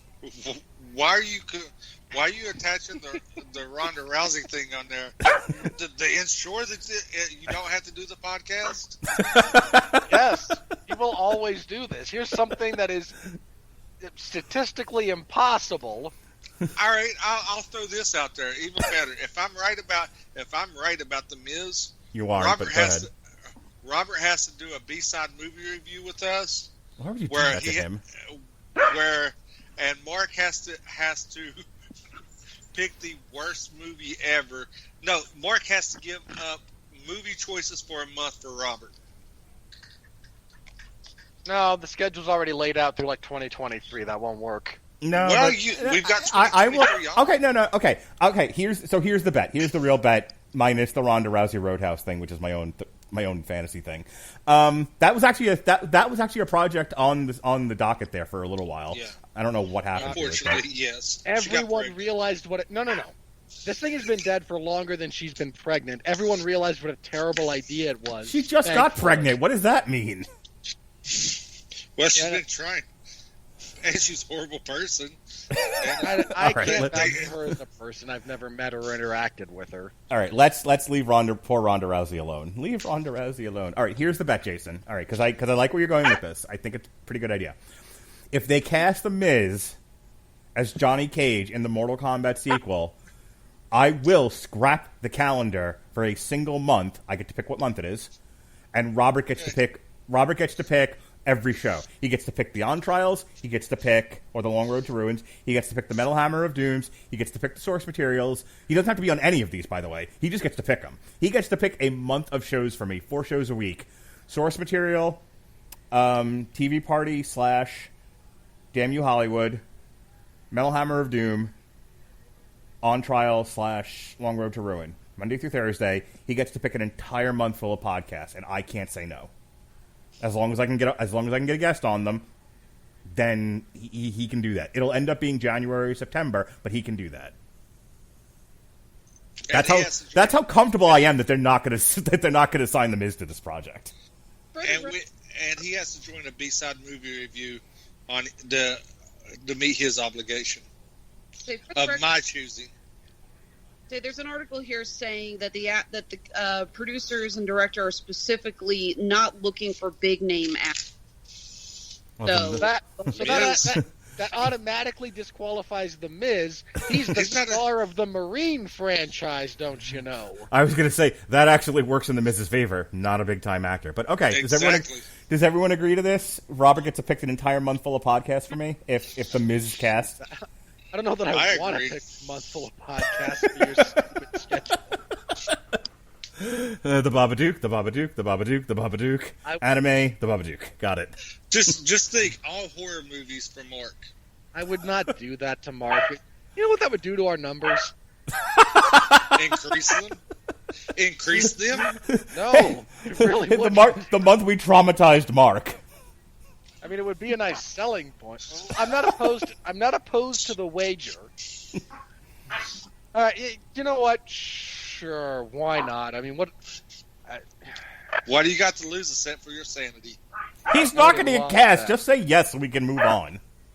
I don't like betting unless I'm very, very certain I'm going to win. Okay, do you have any doubt in your mind they're going to cast them? They're not going to cast The Miz? If James Marsden and Ryan Reynolds are even being considered for this, they're not going to cast The Miz. Ryan Reynolds is a pipe dream. That's not going to happen. He's under contract to Disney. Okay. I'm gonna kind of go. Yeah, sure. Again, let's make the bet. Fine, I will be on one of your B movie reviews. We will have a good time, and I will get to destroy Mark's schedule for 1 month of his choosing. Yep. All right. With that said, Hang on, wait. What's Jason putting up? what if anyone else gets cast besides? If literally anyone else gets cast to play Johnny Cage, and/or the sequel never happens. Okay. I don't think you can do this. That's like the Gambit thing. That might happen someday. Mark, shut the hell up about that. It's dead. You know it's dead. I know it's dead. The whole world knows that stupid project is dead. But for some reason, you were like, no, it's only been stuck in production hell for how many years at this point, Mark? At least 20. Look, I don't want to get totally sidetracked here. But here's the problem. I don't think Jason has anything to put up. Like, he's the guy I go to for garbage movies. What are you going to do? Make him do, like... Okay, so if they don't cast The Miz, okay, so here's the thing, though. There has to be a sequel. It has to actually make it to the theater, okay, for Jason to lose this bet. And the actor in it playing Johnny Cage has to be anyone but The Miz. Then he officially loses the bet, okay? That's the parameters. And if that happens, depending on when it is, I don't know, Alexis, what do you think we should make Jason do? I don't care. I dropped out of the conversation a while ago, so why don't you guys just shut up and pass the egg rolls? All right, Jason. We'll come up. We'll think about it. No, let's finish this. God damn it! Get over here, Jason. What don't you want to do that we can make you do? It doesn't matter. I mean, Ugh.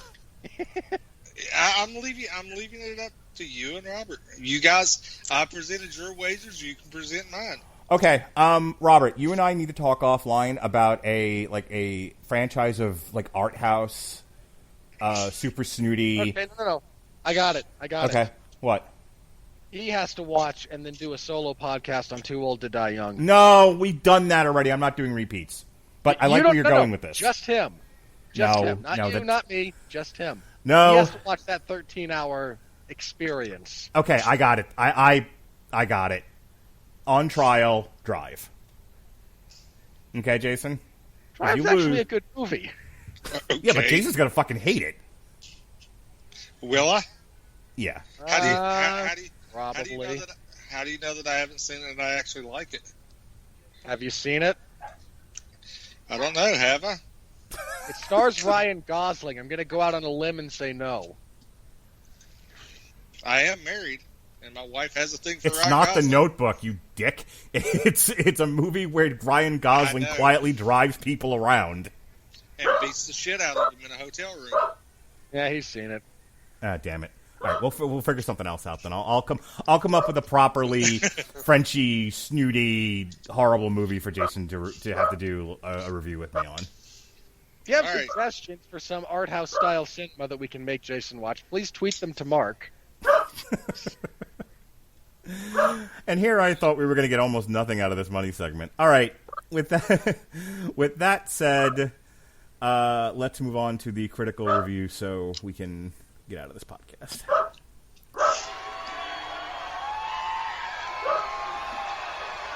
Are you ready? No!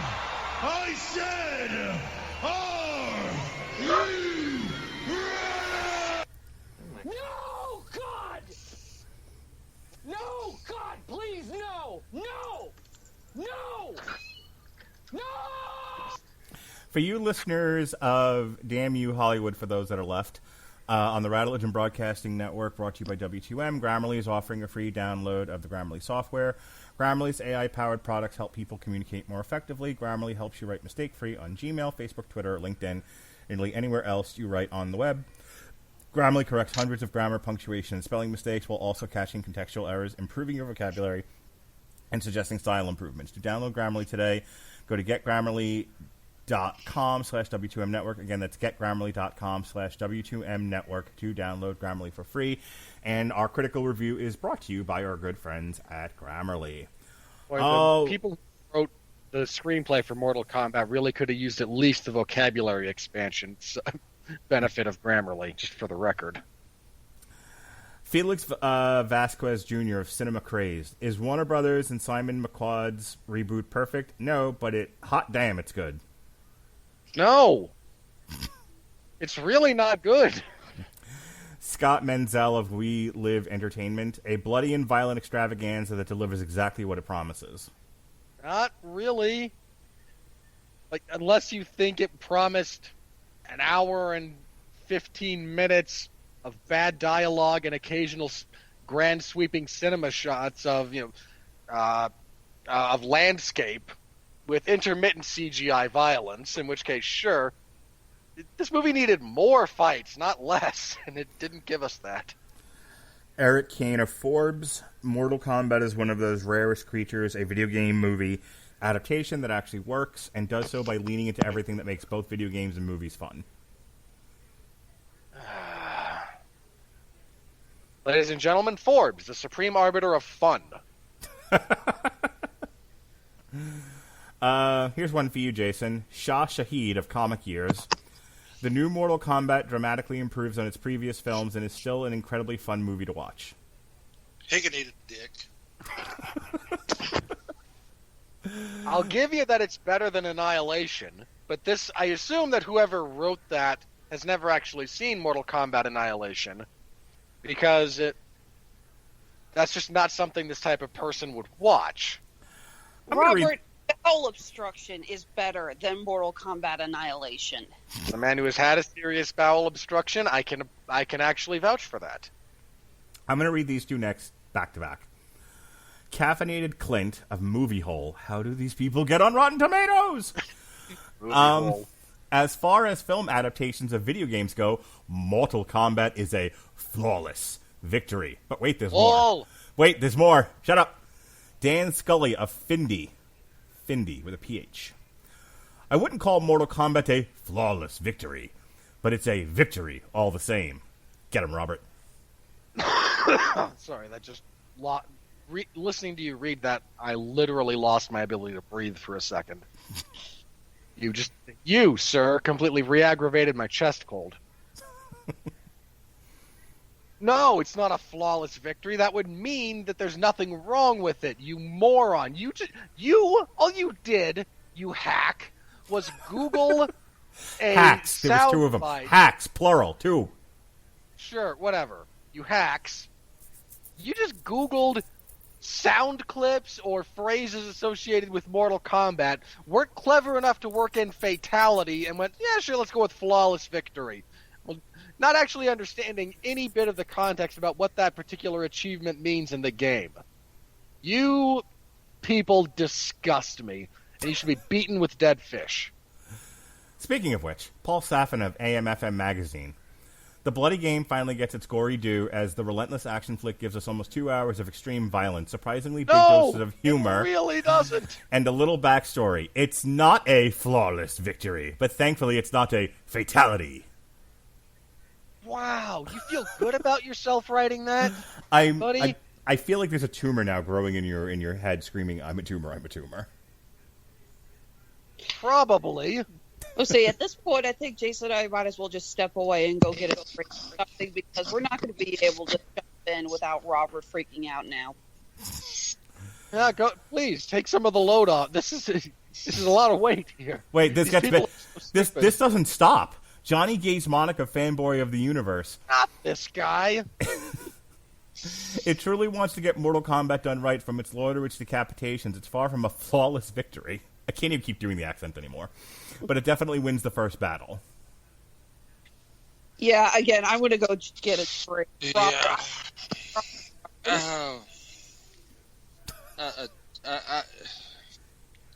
How can you feel good about typing out that sentence? How? I feel like the game show host from Billy Madison. I know, right? I just want to title this show now the Robert Winfree Torture Hour, because frankly, you're just coming across like Mark has been doing this to you for 10 years straight. I have. How long have we been doing? Hang on, no, serious question. How long have we been doing this, Mark? Well, Jeff and I did it for a summer in 2013, and then we picked it up again with The Amazing Spider-Man 2. So we're closer to a decade than not. Yeah. Hang on. The Amazing Spider-Man 2 came out when? Because I didn't see that. I didn't see that one. I moderated you and Pat talking 2014. about. Yeah. Yeah, I was going to say it's probably been 2014. And if you'll remember, it was because we had a disagreement about the movie, and so you stepped in to moderate, and then Pat was like, "Okay, well, I'm done now." But then you got stuck doing the rest of them with me. It's been kismet ever since. What a decade it's been, Robert. Hasn't been a full decade yet, but we'll do some kind of party when it is. Speaking of party, Patrick McDonald of HollywoodChicago.com. Fresh take on an action film combining the chop sake of Grindhouse Ninja with the modern superhero take on good bad guys. And it's rated R. Give me a game controller. Stat. Ugh.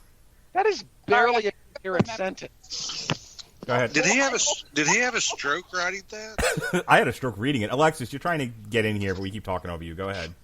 Oh, nothing. I'm just going to remember Choppy Saki for a while. I feel like he conscripted his dog to dance across the keyboard for that. I just had the idea of the bet. An on trial where I have to defend Annihilation. No. No, there's I no wanna- defense. No, I want to make you watch a French film. Yeah, I'm with Mark. You need to watch something like Nomadland. Yeah, for sure. And I almost said, like maybe we can make Jason, like, review, like, a best picture of whatever year this is Yeah, going to be. we absolutely should. Well, we'll find some best picture, not winner, but nominee. Well, didn't maybe we we say that next year we need to, this year anyway, we need to start watching more awards contenders so we actually have shit to tweet? Yes, we did. But I also want to torture Jason, so we'll figure this No, out. I've got it. We'll make him watch Parasite. I have no idea That'll what the fuck do. that is.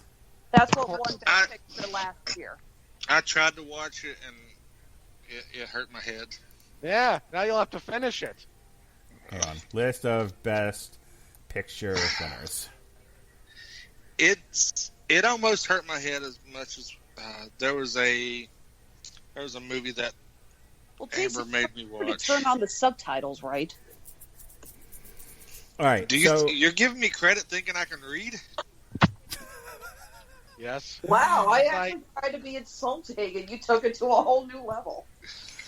all right. I am from West Virginia. You think we can read here? Starting with the 70s.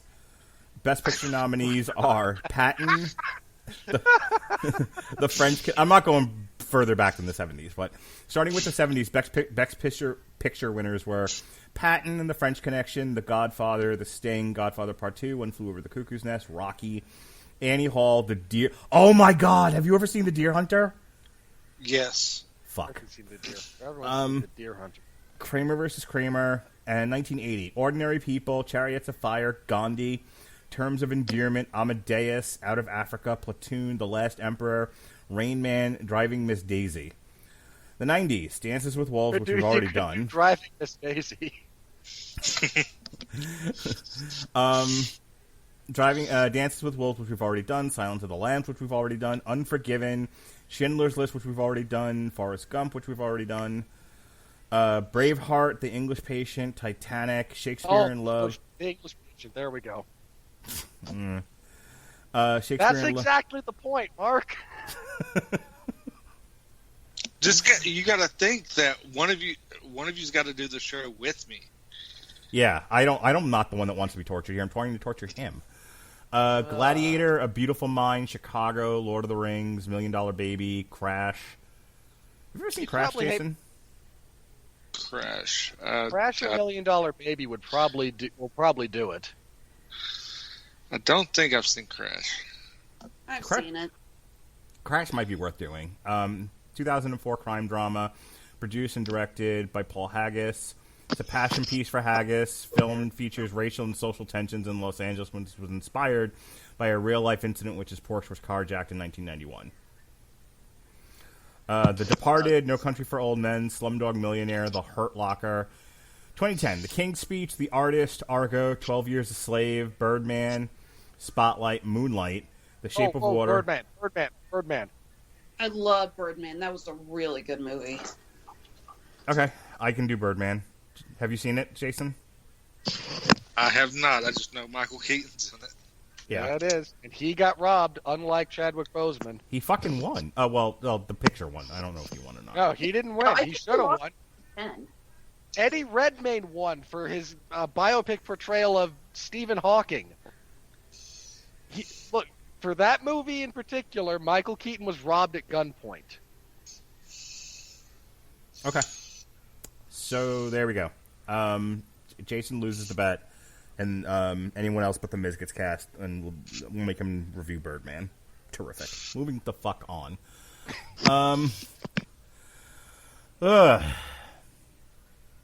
Julian Roman of MovieWeb.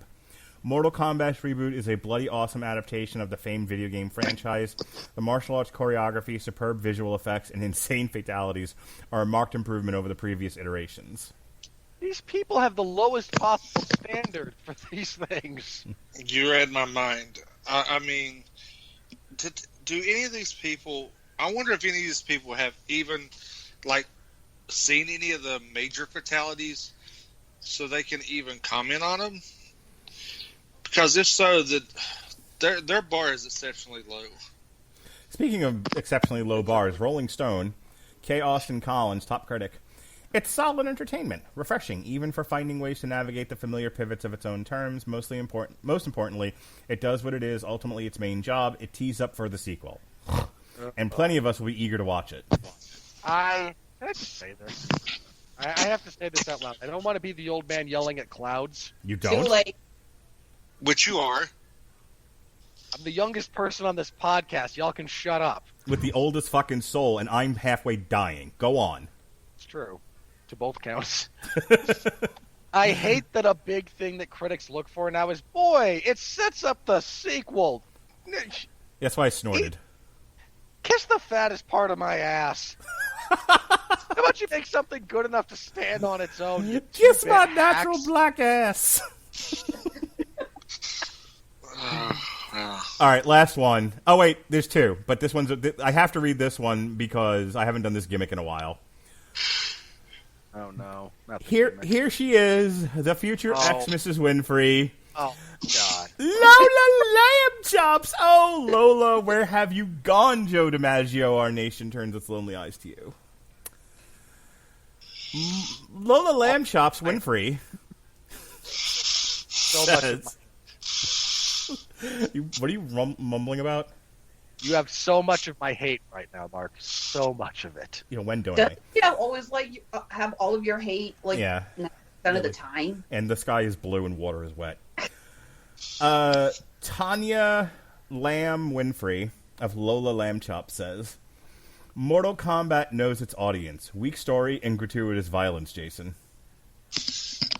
I mean, they're not wrong. I'm not entirely sure the violence qualifies as gratuitous. There's not enough of it for it to have reached that point. I mean, So the still beating hard, pumping out blood in Kano's hands that he rips from a reptilian monster doesn't count as gratuitous. or the fact that a vampire bat, gets basically sawed in half.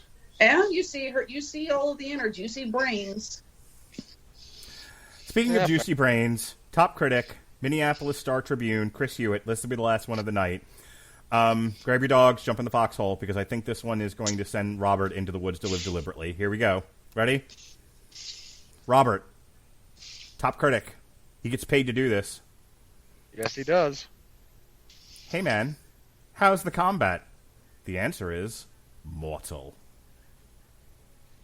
What? Oh, for fuck's sakes! Is that actually? Are you completely serious? How's the combat? Question mark. The answer is mortal. This How this that's chucklehead. Wait. What are you saying, Alexis? I don't get how that's a critique. It's not. It's not. It's not useful. It's not commentary. It's not criticism.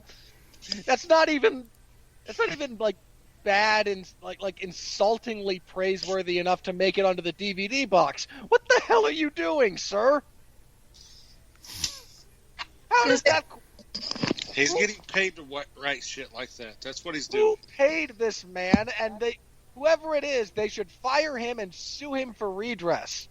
I think sometimes that we've seen some of the reviewers, they get the wrong line posted to Rotten Tomatoes. We've had a couple where it's like clearly there was a miscommunication. That wasn't supposed to be the quote used. But that's not even a quote that you would want to see in the review. That's not even like a comprehensive statement. Hang on. I'm going to read this last one here because, again, we all thought... I think we were all in agreement the gal who plays Sonya Blade can't act. Lupe Rodriguez Haas of Cinemovie.tv. Mortal Kombat is a popcorn flick with great CGI and practical effects. The characters are bland, except for Jessica McName's Sonya Blade and Josh Lawson's Kano, who steal the show. They were fine. If they remove the Sonya Blade part, actually, I would say that's a fair review. But they just had to add in that part. Yeah. Well, you can't say anything bad about a woman actor. This is true. The Force is female. We all know it. All right. Speaking of the Force being female, last night, myself and Robert Winfree and Jesse Starcher, now known as the Three Wise Men of the Radulich Broadcasting Network, reviewed Vanquish. Patriarchy itself made flesh. Yes. We reviewed Vanquish, again starring Ruby Rose and Morgan Freeman. We were kinder to it than we were Mortal Kombat. Earlier in the day, myself and Christian reviewed the first issue of the 14-issue story arc, Superman Grounded, partially by J.M. Straczynski. We had a really good conversation. It's worth a listen if you're into the comic books. Earlier today, myself and Chris Bailey reviewed Impact Rebellion, Kenny Omega versus Rich Swann. We were underwhelmed. Sucked. Yeah. Tomorrow night, I've been gushing about these for the longest time. I finally get to talk about them. This is the show I've been looking forward to the most this week. Selections from the three Mortal Kombat soundtracks from TVT from the late 90s. And then on Thursday, myself and Sean Comer will be doing an on-trial for the 1995 Mortal Kombat. This Friday, there are no reviews, but we are re-releasing our Long Road to Ruin for the Jack Ryan series. The Hunt for Red October, Patriot Games, and Clear and Present Danger. And that is to coincide with the release of the new Tom Clancy movie starring Michael B. Jordan, Without Remorse. Saturday... I'm sure he'll make one of his three faces. Saturday, Jesse is re-releasing a syndicated source material for What If Spider-Man Joined the Fantastic Four. Next week, starting Sunday, myself, Robert Winfree, and my daughter, Lily, will be reviewing Demon Slayer Mugen Train, which we just saw on Monday. Monday night, myself and Sean Comer will be doing the first volume of the Scott Pilgrim Color Collection on source material, which is the first two books of that series. On May the 4th be with you, we'll be re-releasing our Damn You Hollywood for Rogue One. And then in the evening time, myself, Jesse, Sean Garmer, and Sean Comer will be reviewing Anna Menaguchi's Scott Pilgrim vs. the World, the game soundtrack for the Metal Hammer of Doom. On Cinco de Mayo, we are re-releasing our Brujeria review that featured Viva President Trump and, what was the other one? Pocho Adslin. So that's how we're celebrating Cinco de Mayo this year. However, we will also, Alexis and I will be reviewing Looney Tunes Season 1D, and then Jesse and I will be reviewing Pennyworth Season 2. Thursday, May 6th, I start the day with me and Chris Bailey reviewing... I'm a little overloaded this week. Chris Bailey and I... Yeah. Chris Bailey and I will be doing a TV party for AEW Blood and Guts. And then as soon as that's done, Alexis and I will be doing a Damn You Hollywood for the Mitchells versus the Machines, the movie formerly known as Connected, which also debuts this upcoming Friday, Friday the 30th of April. And then in the evening time, finally, Sean gets to gush, and I get to be the villain who prosecutes Scott Pilgrim versus the World. Oh, Mark, you are the hero we need. That movie sucks. Okay. Hey, I love that movie. Yeah, Love it all you want. That doesn't mean it doesn't suck. Flashback Friday is our Damn You Hollywood for Days of Future Past. Speaking of old shows that me and Robert did, on Saturday, May 8th, we are re-releasing our Long Road to Ruin for the Twilight Saga, featuring one of the very few shows the former star of the Radulich Broadcasting Network, Melissa Radulich, was on. And then that's you decided that marriage would not survive her being a regular guest on your podcasts. Only I may be the star of the Radulich. Not until Alexis came along, that I may be the star of the Radulich Broadcasting Network. So that's it. That's all my stuff that I've got going on. Jason, I hear you're the Black Irish. Are you also doing the kickoff these days? Are you on the game show thing? What are you doing? Yeah, every week you can join me and Eric Watkins on Black Irish. We tend to piss people off, especially YouTube, and threaten to get W2M kicked off and get strikes against them. A really fun drinking game for the Black Irish, and I'm a big fan. I listen to it every week. Big fan. Every time we go. Jason's singular argument that he rests his entire point on is it's a slippery slope, take a drink. If you don't have alcohol poisoning, good for you by the end of the show. I did not. I don't think I actually said it once in this past week's episode. Thank you very much, fucker. Big fan of the logical fallacy there, are you? So, yeah, you can join me and Eric Watkins on Black Irish. We're doing the kickoff. We had a mock draft where we picked the entire first round of the NFL draft. That is this week. We do a draft recap next Thursday. Next Saturday, I'm actually joining a couple of cohorts from the network. I'll let Alexis talk about that here shortly. And then you could just kind of find me on Twitter at W2M Chairman, where I tend to do absolutely nothing. Jason's going to be with me on the 14th of May. No, that's incorrect. May 21st. May 21st. Yeah, May 21st. Another day where I've scheduled 50 podcasts. Jason and I are going to be doing A Long Road to Ruin, the 2 Zombies movies, and Aquarium of the Dead, which will have just come out that day. Actually, I'm also that week. I'm also doing Spiral. I'm covering Spiral that week as well. Yeah, May 18th you'll be on the Spiral show, and then Friday you're hanging out with me, and we're going to do Zombies 1 and 2 and Aquarium of the Dead, which sounds like it's going to be a hell of a time. And I'm so excited to do that because it looks absolutely outstanding. You might win the gift card, Jason. You're absolutely right about that. 400 listens in a calendar year. That's the goal. All right, Alexis, you have a game show you want to plug and a business you want to plug that actually pays you. Head to it. All right. Well, yes, we are launching a new show here at the Radulich and Broadcasting Network. We're going to be doing our first recording on May 8th. This is Tripped Up Trivia.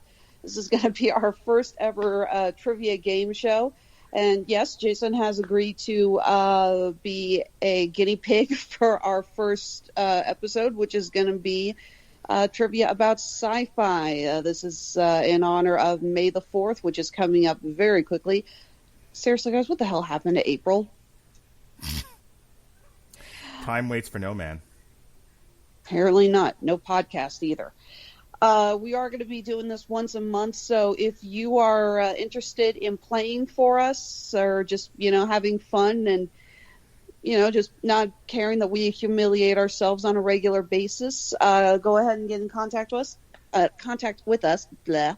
Our next show after this in June is going to be focusing on female superheroes, and after that it's going to be Warner Brothers animation. We'll have a new topic every month. We're really excited and looking forward to it. Okay. I might actually be on one of these if you don't put it on the same night as a big boxing match. I could have sworn you said you were already doing enough for this show, for this network, and you really didn't want to be on another show. No, I said don't wait for me. You can do this without me, but if I'm available, I'm more than happy to participate when the availability is there. I can't do it this time because it's the night of the Canelo fight, and I have my priorities. But on a night that there is no big boxing match, I'm more than happy to do it. Fair enough.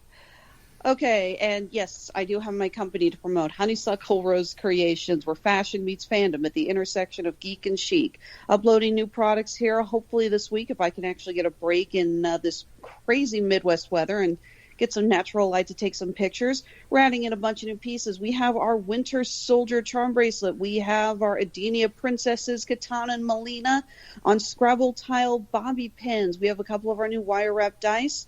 And just a reminder that we will be doing a big sale over Memorial Day weekend, and we're going to be doing a charity drive as part of this to benefit tiny homes for homeless veterans.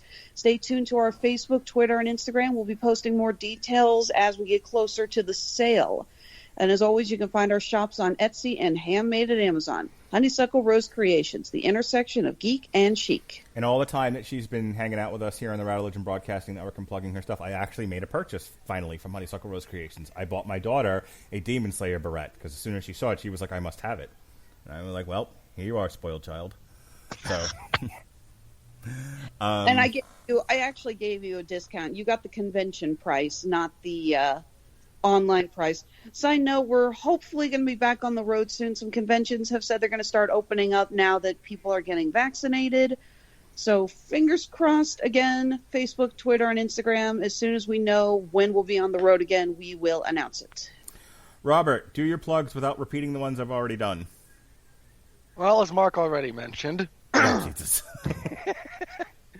Ah! I just wanted to make you scream in frustration. You can find me most of the time in the MMA zone of 411mania.com on Saturdays covering UFC events. I covered UFC 261 this last week. You can find my full report, including video of Chris Weidman breaking his leg in half. Ugh. Not a joke. Literally breaks in half. Hey, Mark. How's that Strong Island business going for you? Not well. Hobbling around there? Not well at all. That's a joke at Mark's expense, not anything to do with Chris Weidman, who we, in all sincerity, wish a speedy recovery to. I have nothing against the man. I host the 411 Ground and Pound MMA podcast on Sundays. The latest episode is up. It reviews UFC 261. It talks about news of the week, and it previews UFC on ESPN 24? 3? I want to say 3. That particular episode is a little bit special because I will not be covering that particular UFC event. For the first time in almost a full decade, I have another commitment on a Saturday that will be taking priority. I'm going to my father's wedding, and yeah, that's what I'll be doing on that particular Saturday. So, yay. That's also why I will not be on the trivia show, because my Saturdays are usually taken up. Otherwise, I would be happy to participate in in our sci-fi episode and just make myself look a total fool on every Doctor Who question, because I have never seen an episode. Me neither. All right, folks, that's it. That's our review of Mortal Kombat 2021. For Jason Teasley, who's Black Irish, so you should kiss him. For Alexis Hejna, if you kiss her, her husband will punch you in the face. For Robert, who doesn't want anyone touching him either. And for me, I'm just a guy living in the world. Who wants to be touched all the time. Who wants to be touched all the time, apparently. Be well, be safe, and behave.